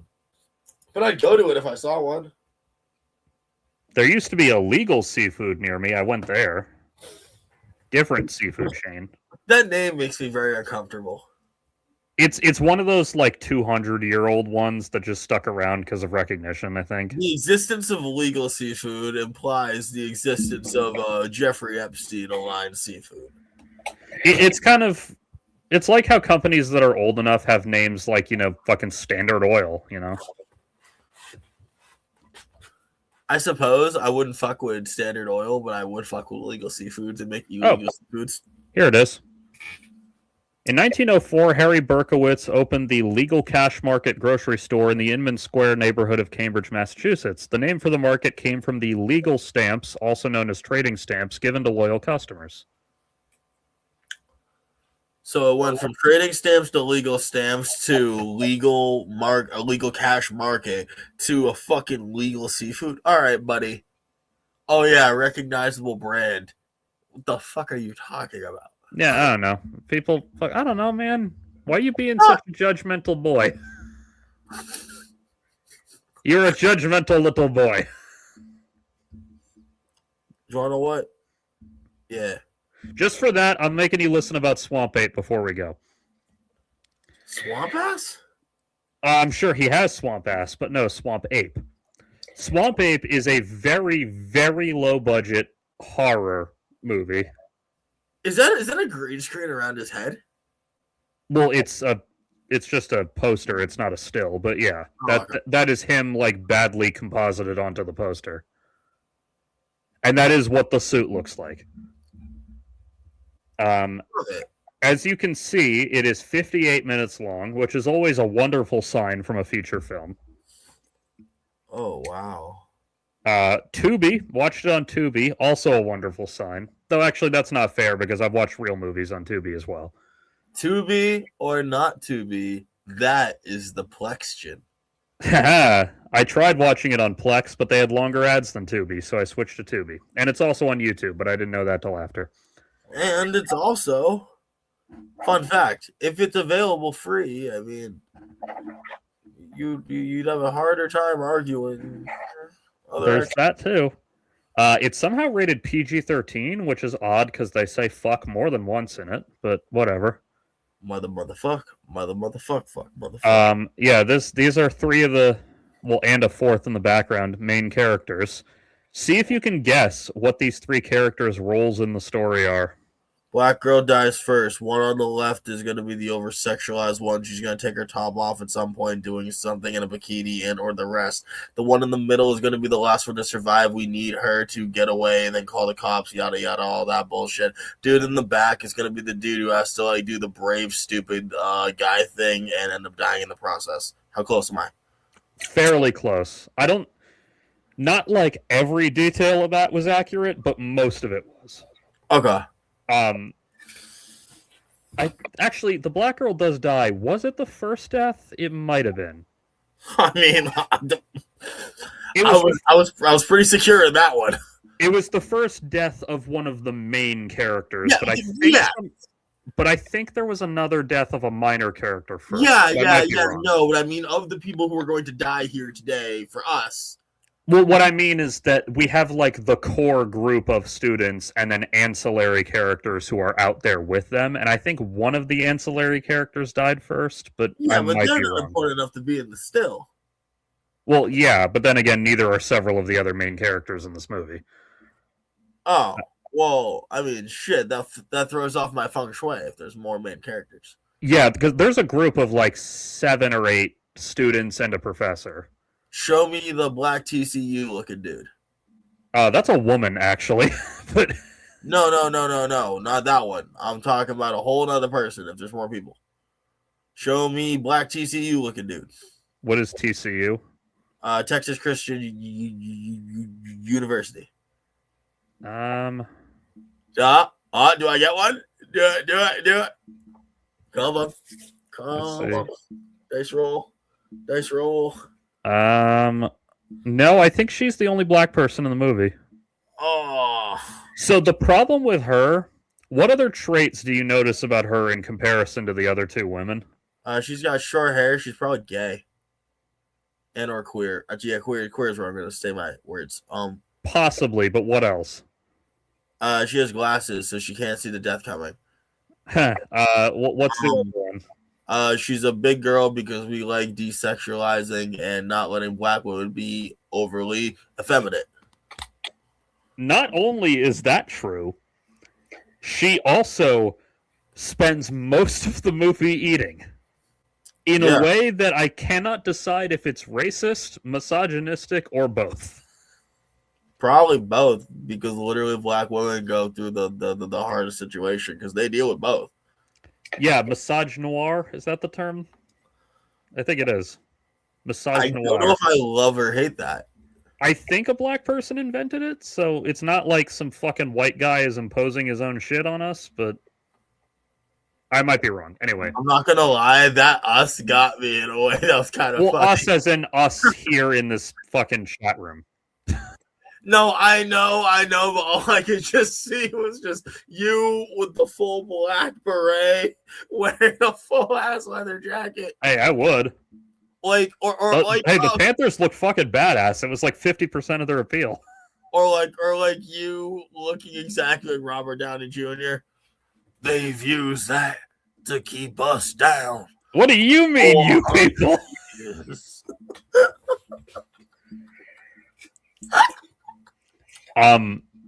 Yeah, so this black woman, I forget her character's name. I bet it's one syllable too, just to really make it hard on her. Let me find out what her name was, because it was something normal. They didn't go the racist direction like they could have. I was thinking just the non-girly direction because they really got to lock in the cheese. Wendy, that was it. Wendy. Oh. Everyone knows it's Wendy. I knew it was like a really fucking like racially blind, inoffensive name. So she is eating in pretty much every fucking scene, to the point that at one point when they're out in the woods with no food, she lies about having snacks. Oh, she a fat bitch. Dude, so the swamp ape, the Bigfoot, they have a cage set, like a trap set up for him in the woods. Because there's like rumors of local wildlife. Like, well, this is before they know there's a swamp ape. This is just a cage set up by like the local park ranger to catch what he thinks is like the bear that's been eating animals or whatever. And he leaves, among other things, like a bunch of he opens and crushes up a big bag of like Lay's potato chips and leaves them in a bowl in the cage for the animal to come get. This fucking bitch steals some of the chips out of it on the way by.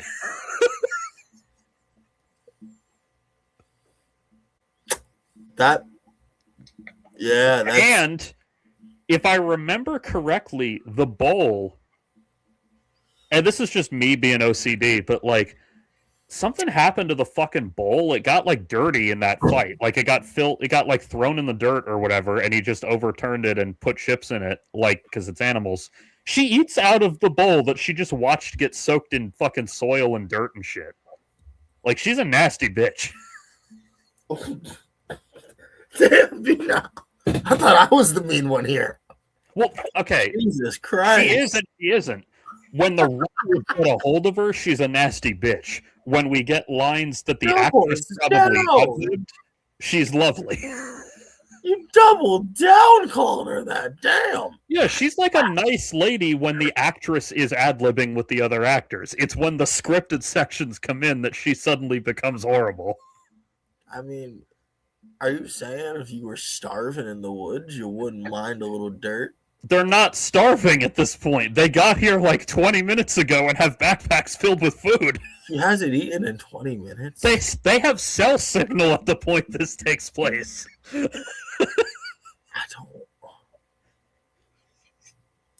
don't. And oh yeah, this guy here, Todd? I think his name's Carlos. I don't remember. He gets his fucking arm ripped off, and it's treated as like a minor wound. They just patch him up and leave him in the fucking cabin, and he's fine. I mean, have you ever lost an arm? Yeah, by the way, when I say patch him up, I don't mean with medical supplies. I mean like maybe they tied his sleeve in a tourniquet. Sounds like it was just a flesh wound. His whole arm was missing! It's just a scratch. Where's the fucking... Yeah, this guy. Here are the other two main characters. Even though this is supposed to be college, this guy is like the high school bully. I mean, yeah. To be fair, frat houses exist. They do, but like he's not acting like a frat guy. He's acting like a high school jock bullying high school nerds. Is he a freshman? No. Clearly, none of them appear to be freshmen. I mean, it seems to be working for Homeboy. He does almost get the hot girl to bang him, so, maybe you're right. Anne Marie, I think is her name. This girl. Actually, this girl ain't too bad either. We get to see both of them in bikinis because it's that kind of movie. Wow, I see how it is. Oh, what's also really fucking funny is that for like the first half or so of the movie, it's pretty low stakes in the sense of like no one really dies and it's just, oh, weird stuff going on in the woods. And then when Wendy confronts the swamp ape, he just swipes and cuts off her whole fucking head with one blunt swipe. Yeah, bro. Oh, yeah. Total. Okay. Well, it's hysterical because there's no violence in the movie until then. I really need you to tell me how I wasn't spot on with my predictions. You were like 85% accurate with your characterizations. Because, like, horror movies are just slop. Yeah, I mean, this girl doesn't literally show her tits, but she does get almost naked and then have to quickly throw on a shirt. As I said, did she wear a bikini? Yes, and then she's about to fuck the dude and they get interrupted by the monster, so she very quickly grabs her shirt as they run away. To be clear, I didn't say she was naked, so I'm still spot on. For the first for the last 20 minutes of the movie, she's wearing like a cropped t-shirt and panties, and that's it. Yep, because of course, and then but the blonde's the last one to survive, right? Not the very last one, because not every character dies. Like several of them make it, and she's one of them. The last one of the people on screen? Question mark. I don't think so. I was stoned as fuck when I watched it, so I didn't memorize like every detail. I was more looking for the vibes. The best part, or I shouldn't say the best part, the part that shocked me most is that they show the swamp ape's dick. Oh yeah, the swamp ape literally tries to rape the hot girl, by the way, which is a really sudden, jarring change in tone. You're surprised at any of this? Okay. But the movie until then has like a schlocky, tongue-in-cheek, we know we're fucking with you tone, and then the swamp ape tries to rape one of the main characters, and you're like, whoa, okay. Folks, to be clear, I know nothing about this movie and haven't, we did not plan this. Did I not just fucking earlier say that all of these movies are more akin to porn than they are to real fucking movies? Well, this one sure as fuck is. All slashers are. I wouldn't say all. Halloween and Nightmare on Elm Street, the first ones of each, are real movies. And plenty of others. Yeah, but here's a couple things. One, in specifically Nightmare on Elm Street and actually Halloween, there's like lore. It's like there's like spooky shit going on. Not in the originals. That came later. I mean, a dude that can kill me in my dreams ain't spooky?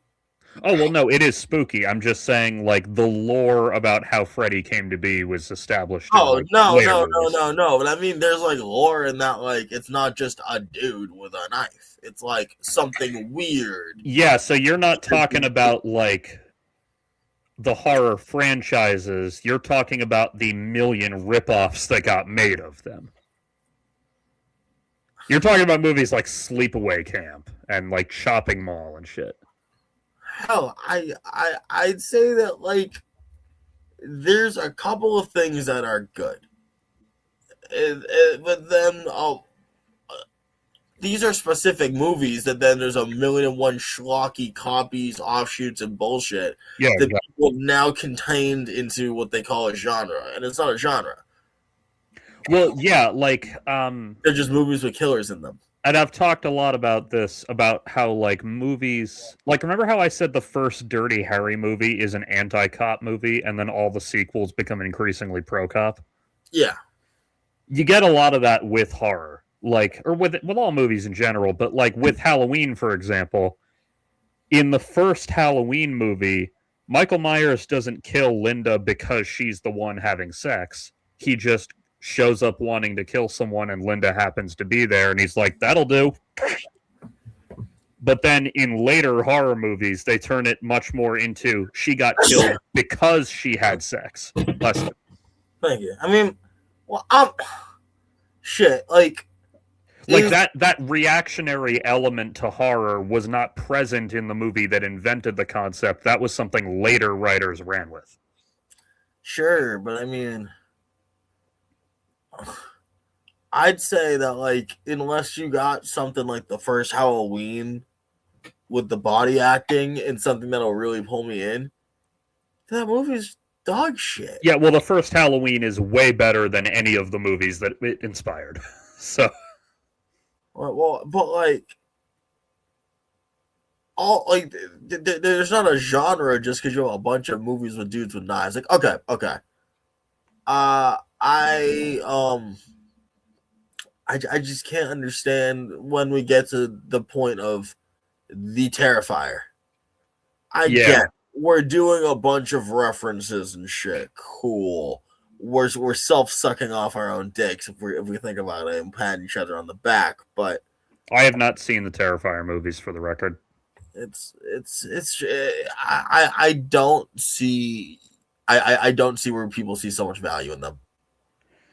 Though I do respect the fact that a movie that was basically completely independent made it as big as those did. I respect that part. I respect it, but I mean, I've seen animation studios do that better, and I'd rather give them the credit instead. Yeah, I mean, I don't know. Like, I like horror movies well enough, but I'm not like the biggest slasher guy. Like, I'm not going to see every slasher movie. I'm going to see the ones that I hear are good. I'm not even going to see them. I'll occasional. No, like honestly, during October, I'll sit down and watch like 5 or so. Yeah, I think the only slasher movie I went to see in theaters was Thanksgiving. Like, that's not to say I don't like a good movie with some scary elements. Yeah, like I said, sometimes I feel like watching a 27-year-old teenager have sex and get murdered. Just watch porn. But that doesn't have murder. Well, sometimes it does, but I'm not into that kind of porn.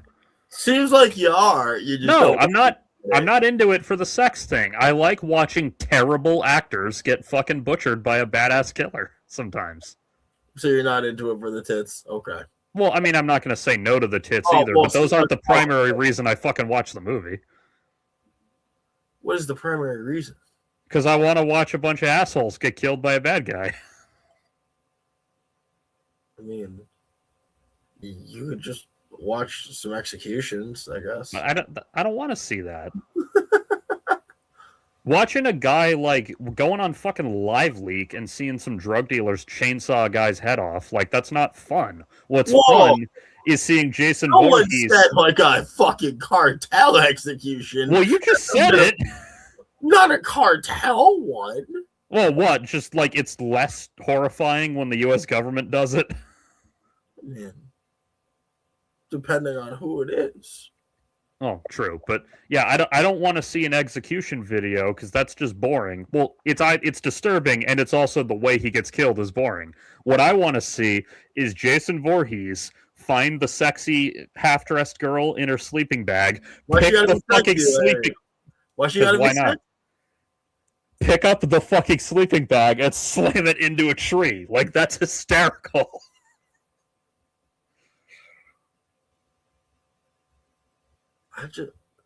Actually, Jason X has a better one reprising that moment where it's 2 girls in sleeping bags. He picks up one of them and uses her as a club to beat the other. He hits the motherfucker with another motherfucker.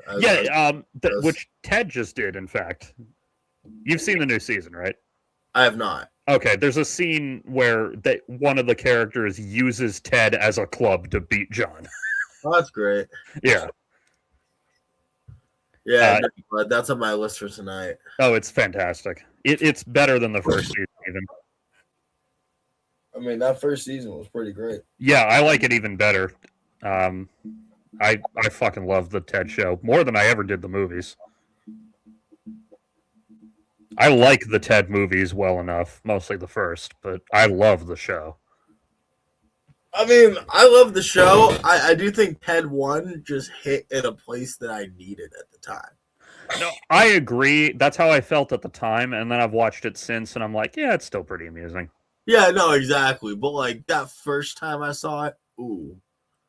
That first time that like we all heard the Thunder song, felt that in our hearts. The first time I heard that, my only question was, how old were they when they made this up? Nah, bro, I heard that. I was like, they like someone tapped into their primal child bullshit on that. Oh, I know. It's just like, I'm just thinking like, did they make that up when they were 9? Were they swearing like that when they were 9? Oh, yeah. Yeah, fair enough, I guess. I mean, shit, you didn't swear as a child? as an older child, sure. You But- weren't cussing? I mean, I don't want to say never, but I certainly wasn't like, it was not in heavy rotation like it is now. Oh man, I might as well have been talking like a dance hall DJ. Like, ew. Yeah, I don't know. I just listened to my fucking mom too hard, I guess. Well, I wouldn't do it in front of her. Yeah, I mean, of course, now it doesn't matter. Like, you should hear some of the. My mom will, like, complain if I say certain things, and then I listen to the shit she says to me, and I'm like, are you kidding me? Did she call you a twat waffle with extra blue cream? She has called me. I don't know about the last bit, but she's called us twat waffles before. She fucking. I won't share any of them, but she's told me stories from her youth that were not perverse, but they were definitely things I didn't need to hear my mom discussing. Weren't you telling me the other day how like you like love to think about your parents fucking in the other side of the house? No, I said quite the opposite. I hate to imagine that. That's what it was. Mental image. Yeah, like, well, actually, I once said I don't like either answer because one's gross and the other's sad. Yeah. Well, it really is a catch either way. You're just like, oh. Oh, okay. Here's one that doesn't, because like my mom does have like somewhat of a career and an online presence. I don't want to fucking say too much, but I'll say this one because it doesn't say anything bad about her. It's just something funny she told me. My parents' wedding was like a big ass party, I guess. I mean, like more so than a normal wedding in terms of how crazy some people got. Just because it was the two oldest kids, so all the grandparents were like, "Hell yeah, it's the first time we get to do this." Well, they weren't grandparents yet, but you know. From China. What? Y'all running like a family of acrobats from China, start getting wild. It wasn't that bad. It was just like, you know, my mom and dad's both of their parents were happy. And like, you know, they were young enough that they still had friends from college going. So it was a big, wide mix of people. And my mom is like, just casually tells me one day, oh man, everyone got laid at our fucking wedding. She goes like, my brother was fucking women.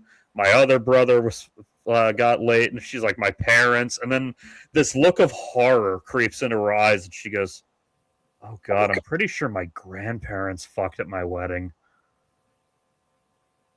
And I'm like, cool. I really didn't need to hear that, Mom. Thank you. What, great grand can't get some? She can get some as long as she does it way over there where I don't have to see it or acknowledge it or think about it. But she needs you to hold her purse. That's where her KY is. Oh. Actually, she wasn't that old yet, so I don't know. Oh, it's not because she's old, honey. Well, okay.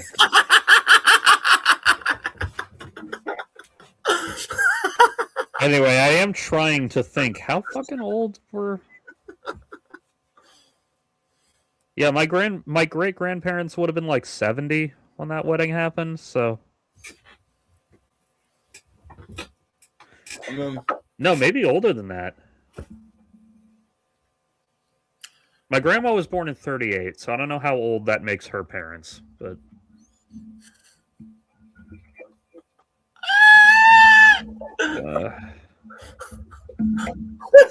These motherfuckers grew up without electricity, and they're just getting down at this wedding, bro. Well, actually, they grew up in the relatively affluent part of the country, so they probably had electricity for, like, at least the second half of their childhoods. Fair enough. These motherfuckers went to the World's Fair. Oh, yeah, my grandma, to give you a sense of how fucking recent the issue of segregation was, something you hinted at earlier, my grandma, who is alive and, like, has a smartphone she knows how to use and everything, like, she has clear memories of being a little kid, not little, but like 7, let's say, Huh. being on the train going from like Massachusetts down to Florida or wherever, and like she befriended a little black girl the same age on the train, and then once they crossed into a certain state, both of their parents were like, all right, let's and both kids got why and were like not that upset about it, but we're just like, oh yeah, Is what it is. yeah. Like my grandma, the fucking whitest cracker you've ever seen, will talk about that and be like, oh god, it was horrible the way they used to treat those people. To be fair, we have seen you. Well, yeah, but I'm saying that it came from my grandma's side, and also the using the monitor as the light is making me look paler than I am. You look like one of the Four Horsemen. Right now, I do. Yeah, in normal lighting conditions, I just look semi-pale. Fair. It is very nice to hear a fucking almost 90-year-old woman talk about how horrible racism is. I don't know, man. When I hear 90-year-old women talk about how horrible racism is, I'm like, yeah, why don't you do something, then? Well, in my grandma's case, she kind of did, but she yeah, did as much as she could from her side of the U.S. Yeah, no, exactly. I know. I just hate like anytime I hear like old people and they're like, well, like I lived through it, or it's on you. Like, we've come so far. Look at you, young people. Like, no, fix the problem. Shit still sucks. Yeah, well, these aren't people in my immediate family, but people that I'm vaguely connected to. Like people who are like kind of cousins of grandparents or whatever. Yeah. One of them, I even met because he lived to be old enough that I got to meet him when I was a kid. He was one of Harvey Milk's like lieutenants in his big civil rights thing. Oh, well, that's dope as fuck. Yeah, like in the Harvey Milk movie that Sean Penn did. Yeah. There's a scene where he's listing off people who've helped him in this cause, and like one of the guys he lists is Jimmy whatever. Like I forget the guy's full name, but like I don't even remember how he's related to me. He's like my grandma's cousin or my fucking Whiskers. Yeah, like he's like vaguely related to me. That's pretty cool. But yeah, like there's just that, or there's my great grandpa got to personally witness Patton shooting the donkey. It's just a weird thing, but it's cool. Well, actually, he got to personally witness a lot of Patton shit, but that was the particularly memorable one. Did he drive for Patton or something? It wasn't Army Corps of Engineers exactly, but he had some kind of officer position, not in combat, but basically his job, because he was like into his early 30s when they called him, so they weren't sending him off to combat, and he had like a college degree and shit too, so he knew shit they wanted. His job was basically come in 5 minutes after the fight is over and start planning how we're going to rebuild the town we just had to level to kill all the Nazis. And that's not the Corps of Engineers? He was doing basically what they do, but I don't think he was a Corps of Engineers member. Like, I forget exactly which division he belonged to. It wasn't, like, top secret classified anything. It was just, like... I don't know. I forget exactly what his job title was, but basically he would just go in and start helping with the blueprints and shit.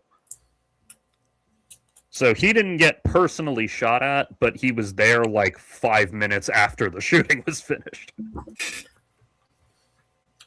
I mean... There's worse places to be. Oh, yeah. I mean, he definitely...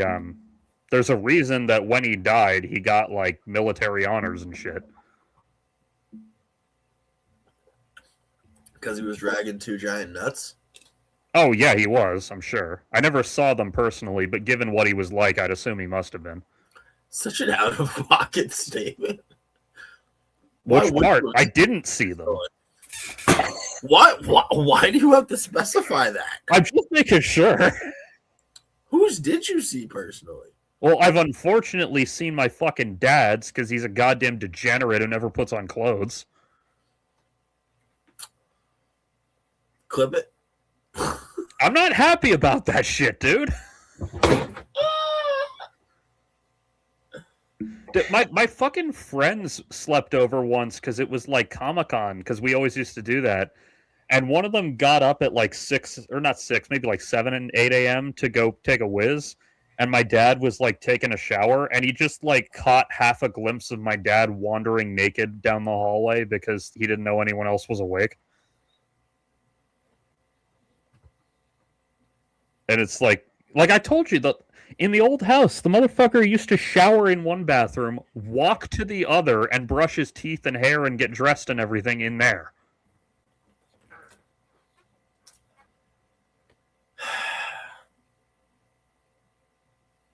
Is it crooked? No, not this. I didn't see it hard. It was just flopping around. But yeah, he Winnie the Poohs it too. He drives me fucking insane. He puts on his t-shirt first and then lets everything else dry before putting on his underwear. Sometimes you gotta. No, you don't gotta. You use the towel to dry yourself off like a functioning member of society. I mean, it sounds like he's functioning with his cock out. Yeah, I don't like that. I don't like that. Yeah, like when I'm walking around with my cock out, I make sure everyone else is asleep before I do that. Because I do like to fucking let it all hang out sometimes, but I do it when I'm alone, when no one's gonna be bothered, when no one's gonna get fucking jealous.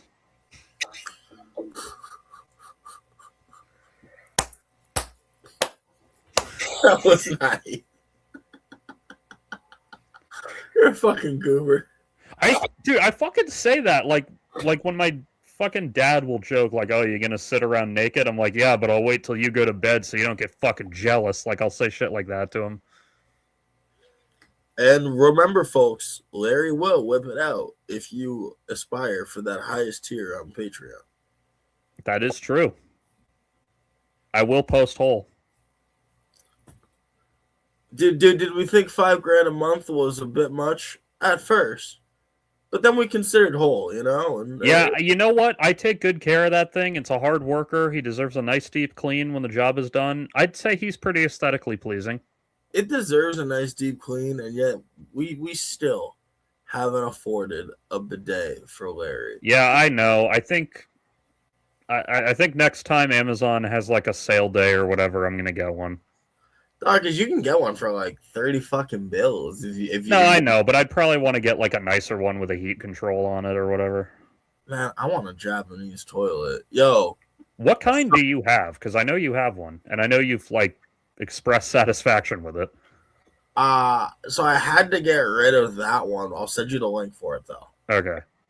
Cause yeah, no, I got another one you're talking about. I'll send you the link. Because for some reason, my dad is convinced that to get a good one will cost like $500, and I'm like, no, it doesn't. If you want a separate piece installed next to the toilet like a fancy French hotel, that might cost $500. Yeah, sure. But if you're looking for an attachment for your toilet, for a good one, you're talking like $100. Literally. Maybe less. Like it saves you money within 6 months, I'm pretty sure. Yeah, and generally, because my mom is like, if I get one, I want it installed by the plumber so that he can't complain. And I'm like, aren't they designed so the dumbasses can install them? But maybe I'm wrong. Yep, me and my buddy did mine. Okay. And my buddy, it was like a random housewife. Oh, did you hear about the, speaking of bidets, you hear about the thing with Mamdani about that? What about it? Mamdani requested a bidet be added to the bathroom in Gracie Mansion, and a bunch of like New York Post had to pretend that makes him like elitist.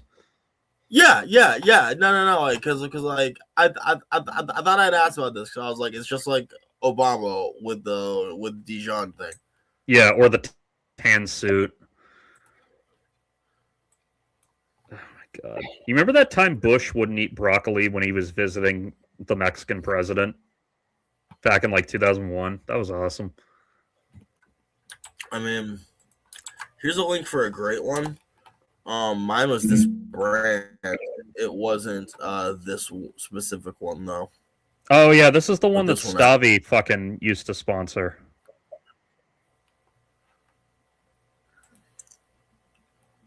Yeah, actually, did? Yeah. Yeah, dude, because Yes. it's full on like it's full on electric and everything. Or there's also routes like if you want something like really cheaper, you can just get like something that pretty much just uses the basic water that you got there. Yeah. Yeah. Fucking. Do you watch Stavi's World? I do not. It's his podcast that he does every week. He has like comedians on, and they fuck around and answer calls and everything. That's fun. So his producer / childhood best friend is like he's not really a panelist so much, but he contributes occasionally, and he does the graphics and the tech and everything. Sure. Stavi's always talking about bidets, and Eldest, the producer, no pun intended, shits on bidets. Like he says how they're not worth it and how he doesn't trust them. Oh and the God. reason why is because one fucking time he got a UTI he could never explain, and the only fucking explanation he could think of was the fact that the bidet like sprayed some of the dirty like particles onto his dick while he was using it or something. All right, buddy. Yeah, well, that's what Stavi says. Like, come the fuck on. But he's like, I don't know, man. I got rid of my bidet and the UTI fucking never came back. So sounds like someone who can't take accountability for his sexual proclivities, but just me. Yeah, or you can also just get a UTI from anything. But yeah, I mean, dude's maybe cutting his piss off midstream like a fucking jackass. I don't know. I can't fucking do that, man. Once I start, it ain't stopping until it's done. It seems like something that only happens with very specific urgency. Women are way better at that. Women are way better at cutting off the piss stream. Women are better at a lot of things. Yeah, that's true. Women. I can't even think of a joke to make that isn't fucking hack, so I'm not even going to. I guess that makes me Superman. Why? Because I'm not a hack, man. Ah. Yeah, that was absolutely garbage. I could have said, well, men are better at driving, but I live in Massachusetts, and I've seen men do some fucking that's just a absurd lie. shit behind the wheel, so... It's just a fucking lie, my guy. Now, what is true, especially in past eras, is that women, thanks to socialization, were not encouraged to develop their driving skills the way men were. But... Sure, but I mean, in some cultures, they're the better, like, archers and horseback riders and shit. So I don't fucking know, man. Like, that's all subjective. Yeah, and also, like, for every time I've seen a white woman visibly struggle to park her SUV she can't drive, I've seen men do it just as many times. So, like, can I really bitch? I mean, people with SUVs just be, like, they got big-ass vehicles. Yeah, an SUV. I'm thinking of a particular woman, in case this wasn't clear. Yeah, a particular woman I saw at Market Basket last week who just could not fucking handle the Chevy Tahoe she was trying to park. That bad? It's not that it was so egregious, it's that I was in the middle of looking for a space and therefore had to stop, which, fine, whatever.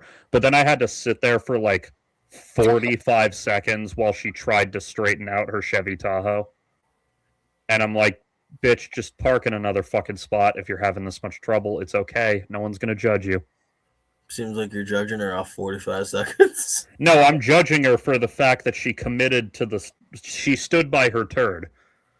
It was only 45 seconds. And also I'm judging her for the fact that she was a single person driving a Chevy Tahoe. But then again, that's just my 2006 environmentalism coming back.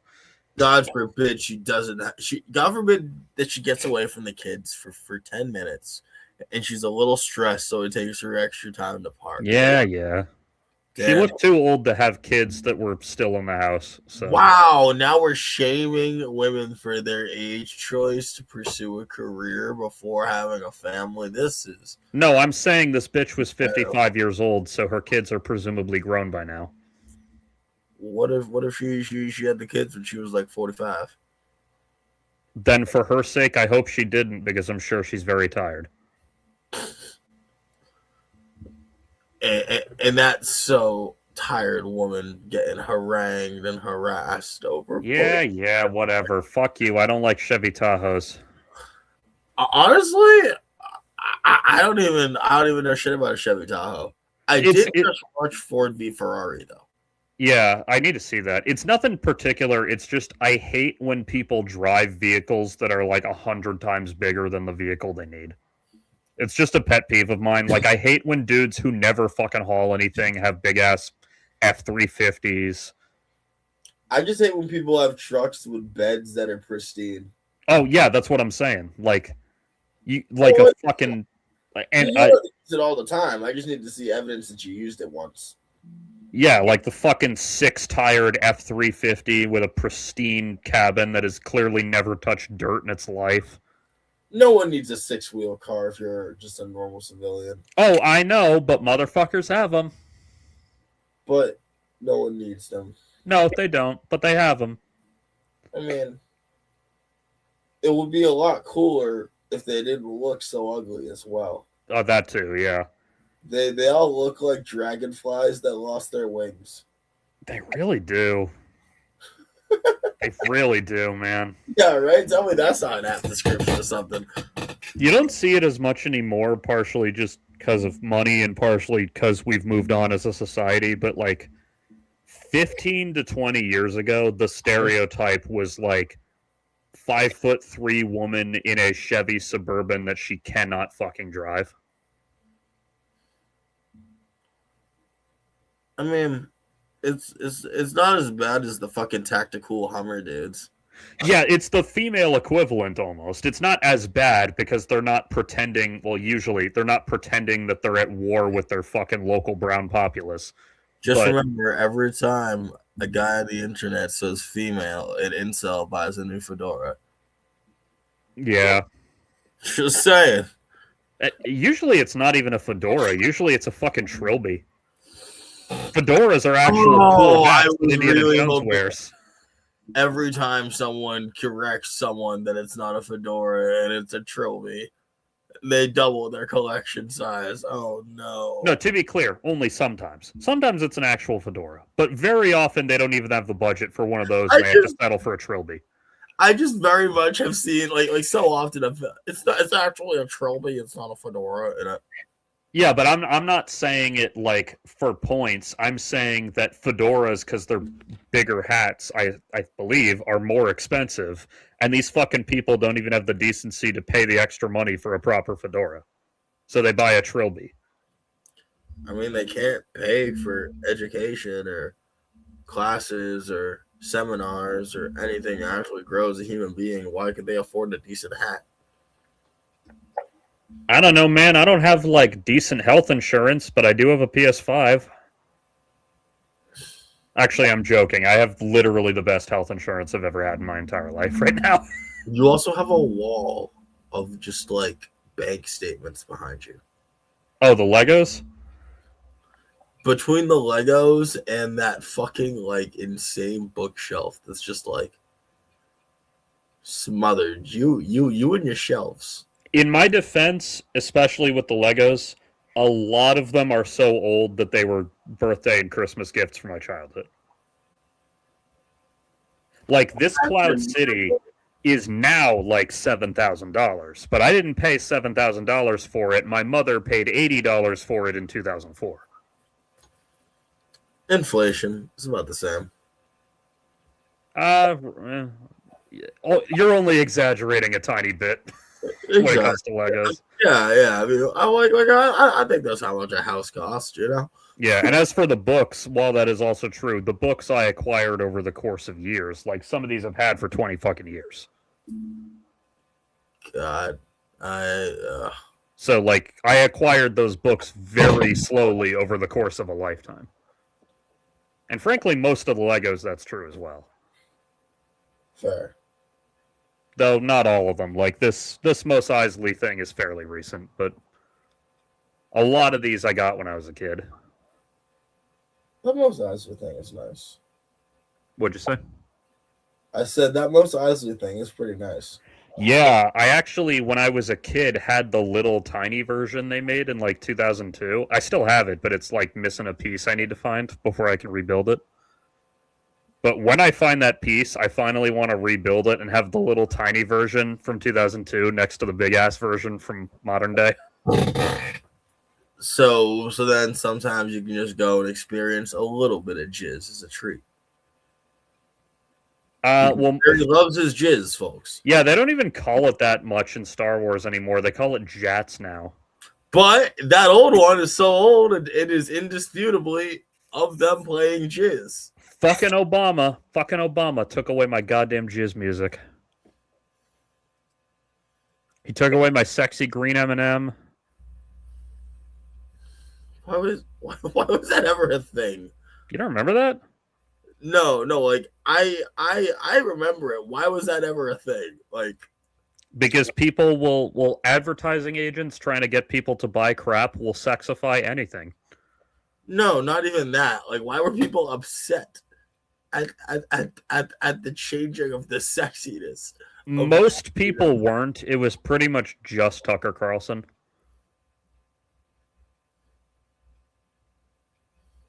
Like, basically, it was just Tucker Carlson got ass mad about it, so everyone made fun of him for it.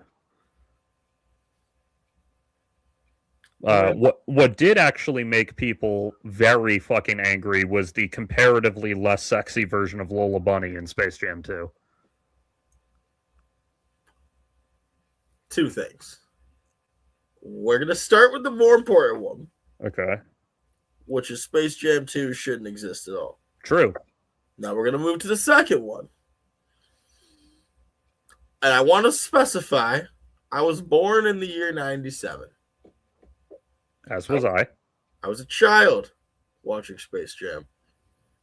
And I've never actually seen Space Jam. I would die for that fucking sexy Lola Bunny as a child, man.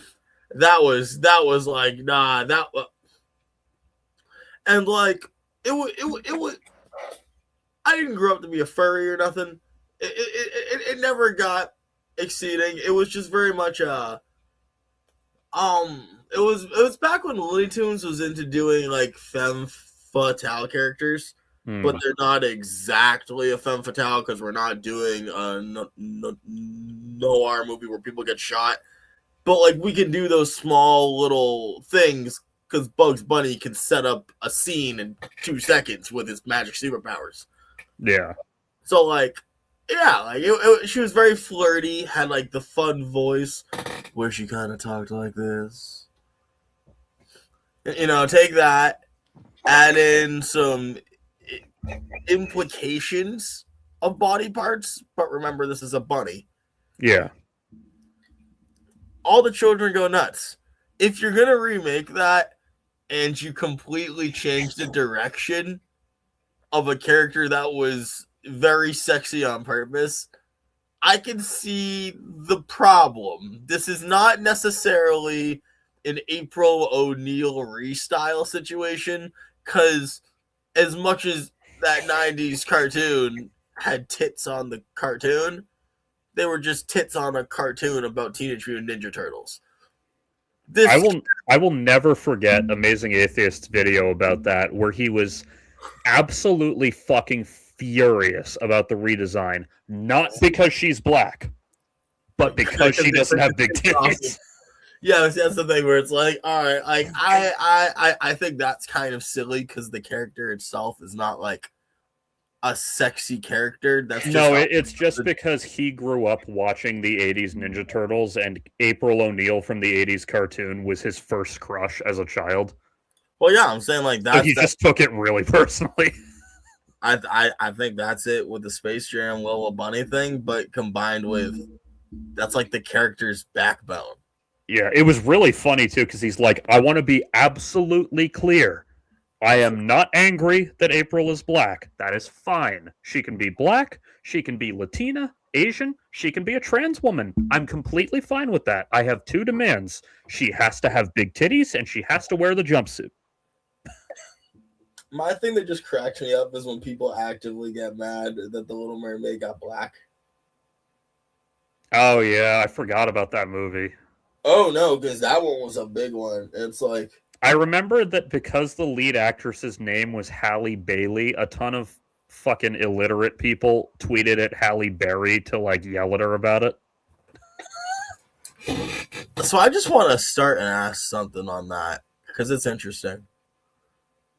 if they were so upset that the Little Mermaid's black now, they were cool with the Jamaican crab in the first one? Yeah, because no, you don't understand. That came out before I was old enough to care about politics, so therefore it's not political. It's the same reason that Sarah Connor from the Terminator movies isn't political, but like Rey from Star Wars is.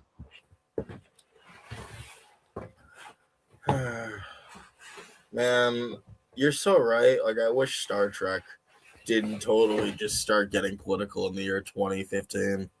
Yeah, I know, man. Remember back in the day they had those good old apolitical episodes like Let That Be Your Last Battlefield or A Private Little War. Or Let's Sell Crack to One Planet. Oh, I was talking TOS, but yeah, that too.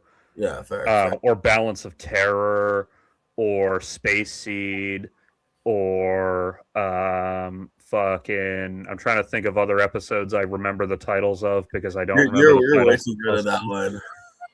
Well, I only know that one, and I actually want your thoughts on this. I have to go in a minute, but before I do, I want your thoughts on this. So, one of my friends is a huge fucking film nerd. Let's do it. Like the way I am, and I desperately want him to watch the Star Trek movies because I want to talk about them with a film nerd, not a Star Trek nerd. Because no offense, but you're not. I want to have different conversations about it with him than I do with you.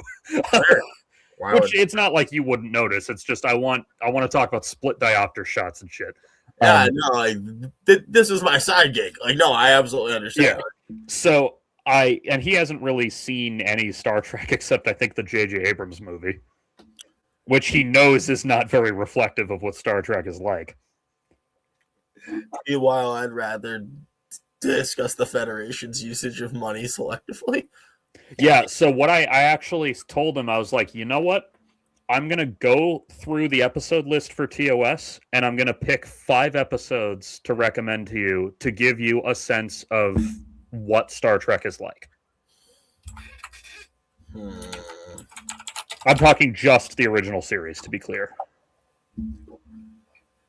I mean, you kind of got to go City on the Edge of Forever, right? Yeah, so in order, I did Balance of Terror, Space Seed, City on the Edge of Forever, Trouble Tribbles, and Let That Be Your Last Battlefield.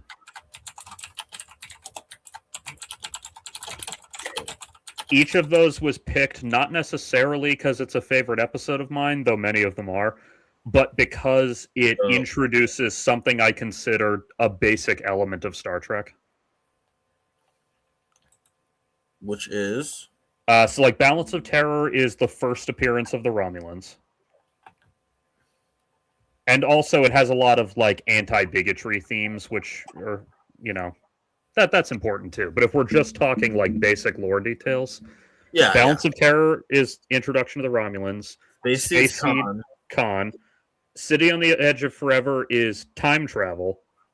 And also, more specifically, the idea of it being one of several times that Kirk has to walk away from a woman he loves in order to further the interests of either his career or other people. Or in that case, the entire flow of history. Trouble with Tribbles, 1, because Tribbles, and 2, because Klingons.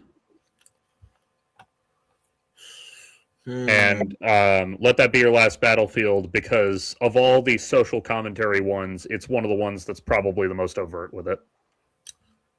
I would trade out the Tribbles for Mirror Mirror. That is also an acceptable answer. I just figured I had to do one with Klingons. I get that. I just feel like not doing a Mirror Universe episode is kind of a disservice. Yeah, if I was doing a 10 list, I would have included that, but I needed to distill it down to 5, and I was doing specifically ones that tell you what you need to know to enjoy the movies. Because the movies don't get into the Mirrorverse shit. Okay, true. Okay. Yeah, okay. Fair. Yeah, like I was literally just like, all right, you're going to watch Wrath of Khan. Here are the very basic elements you need in order to understand Wrath of Khan. or really to understand the movies in general. But Wrath of Khan is the one I want him to watch most because it's the best one. See, it's so weird to me to like, because this is literally backwards to how I look at this, which is it's lore first, all this execution of it second, and you're like, no, execution first. Well, that's what I said to him. Because he said, "What kind of nerd is Nick?" And I was like, "Nick is a Trek nerd who loves the lore details. It's not that he won't notice split diopter shots, but he won't notice it the way you and I do." I just won't care the way you guys will, is the honest truth. Yeah, and that's fine. It's just a different kind of enjoyment. But because that was the thing, upon rewatching them as an adult for the first time, that was the thing that struck me about those movies is not, oh, how cool the lore is. I remembered that part. What I'd forgotten was like, oh shit, I forgot how cool that camera trick was. Oh shit, I forgot that they did that entire scene in one shot for really no reason, just to show that they can. Fair. Or or a big one is, oh man, I forgot how good the compositing effect is on that model Enterprise. Soon we will be at the point where I can actually contribute more to the Trek conversation. I will get to DS9 probably this summer. Oh, I mean, hell, you'll be out of the weeds of like early TNG shit soon. I'm in season 3, so I'm on them having the good versions of the uniforms. Okay, yeah. Give it like one more season, and then we're into like chilling. Yeah. Damn, what was? Oh yeah. By the way, with Star Trek V, when we talked about it, I forgot to mention. So that movie, unlike all the others, the visual effects weren't done by ILM because ILM was busy with 2 other movies. Who did them?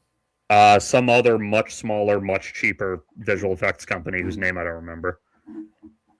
But they also, as Star Trek often does, reuse some shots from previous movies, like establishing shot of the Enterprise. Why not just use the same shot again? No reason. And you can really fucking tell which shots are from previous movies and which are from this one, because the quality of the compositing and other elements of the visual effects drops like a fat kid on a seesaw when it switches to new stuff. Oh, damn. That fucking bad? Yeah, like you'll have a shot of the Enterprise that was reused from 2 or whatever, and like the compositing looks really good because it was done by ILM. And then they'll have a shot of the new ship coming to meet the Enterprise done by the new studio, and oh my fucking god, does it look worse. Jeez. Actually, it's not so bad with the ships. The most egregious one is when Kirk is falling and Spock catches him with the jet boots. The blue screen compositing is like really fucking bad in those couple shots.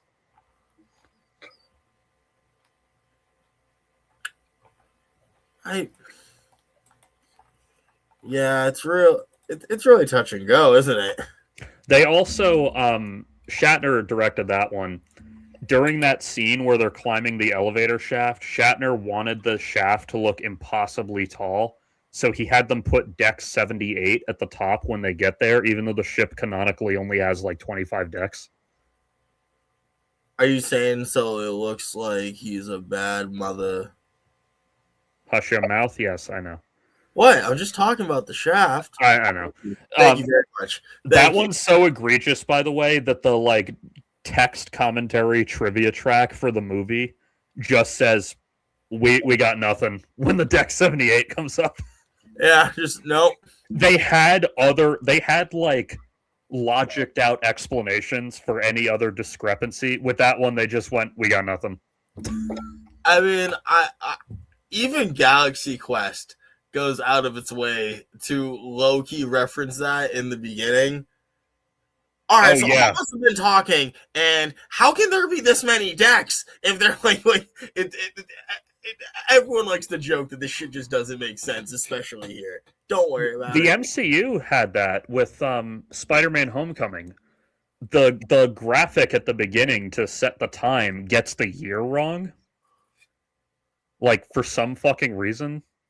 Huh. Okay. And that was weird at the time, especially because it takes place very specifically in the then present of 2017. Okay. But the flashback at the beginning, it then says 8 years later, which would mean that the fucking battle in the first Avengers movie happened in like 2009, even though it was repeatedly established to happen in 2012. Yeah. Like, even in the next fucking Marvel movie, they say it in 2012. So then when they published the fucking, like, history of the MCU guidebook, like, a couple years ago, they get to that point and they have Miss Minutes from Loki pop up and say, there seems to be some kind of time travel related discrepancy here. We're not actually sure what it is. Because they couldn't even come up with an explanation, so they were just like, fuck it.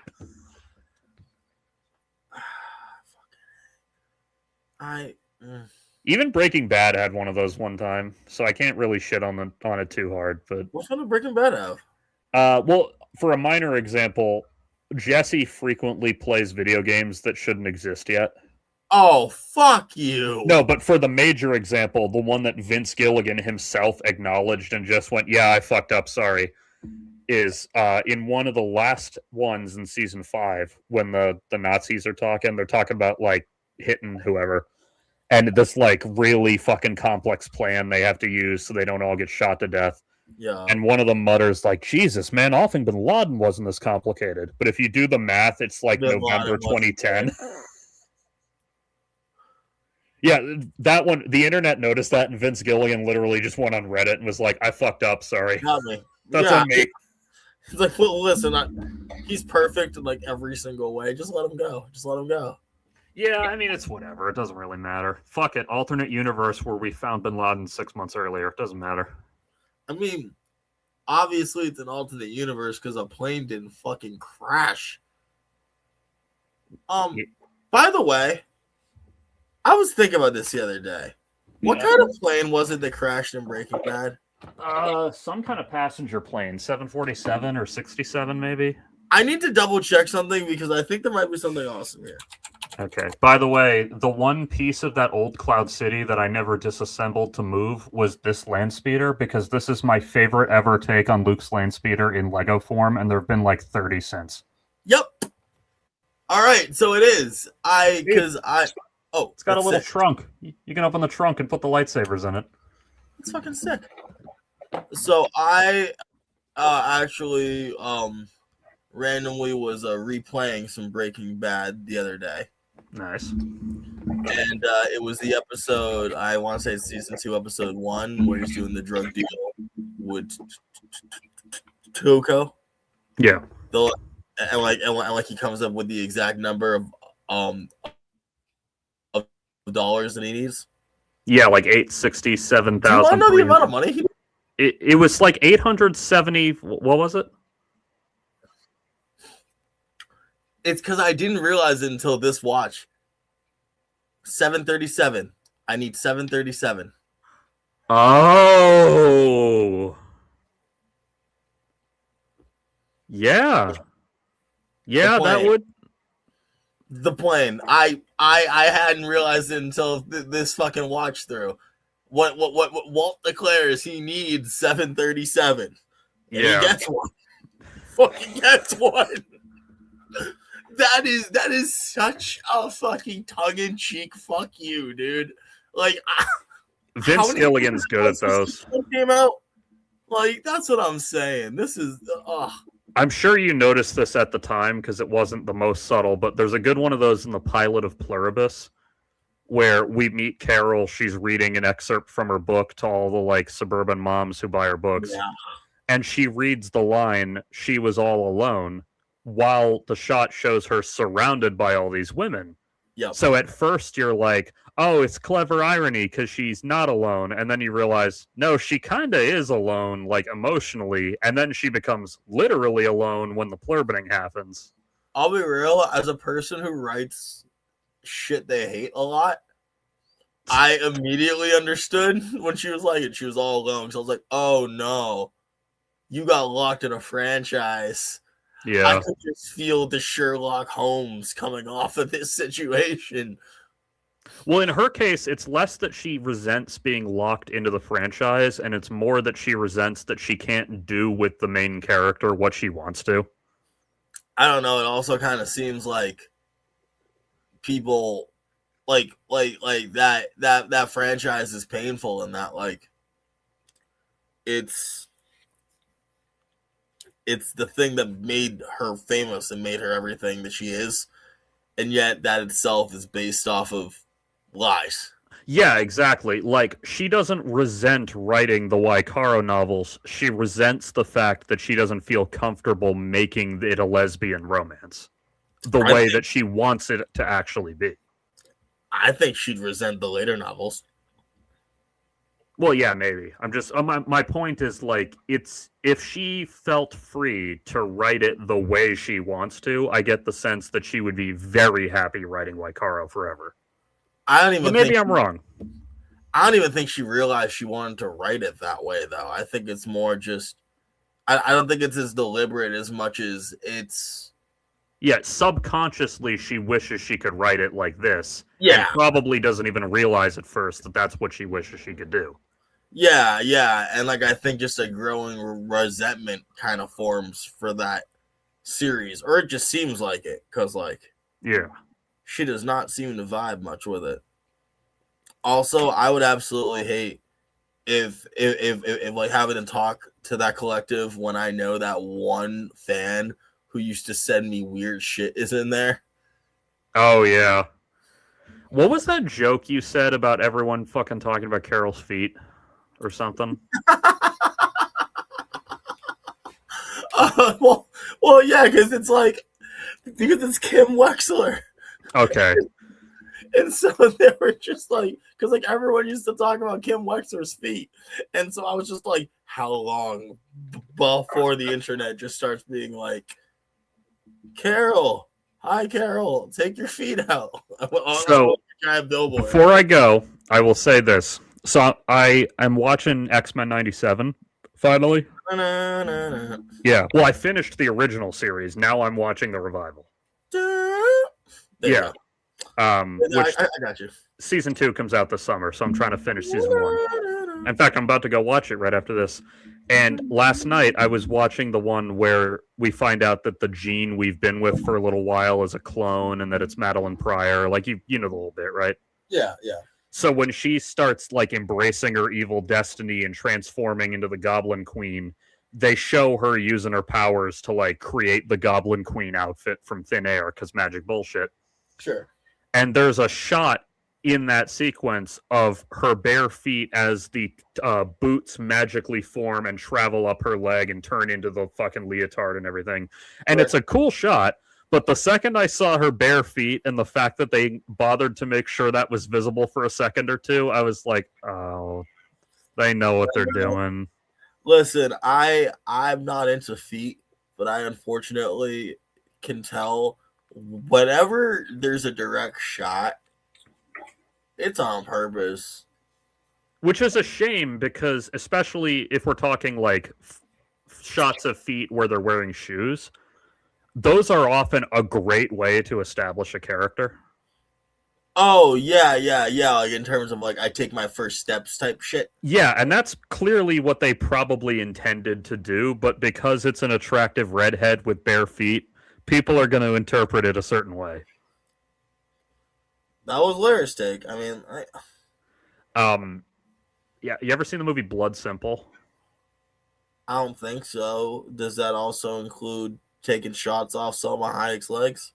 No, but it does include a good shoed foot shot that I love. What the fuck did you just say? Shoed, as in wearing shoes.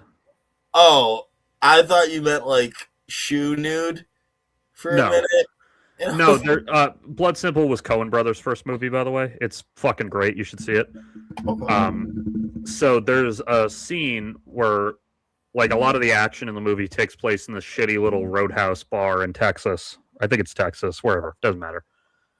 And one of the bartenders, we see him walk in to start his shift. He opens up the bar for the night, and we find out throughout the movie that he really loves the song Same Old Song by the Four Tops.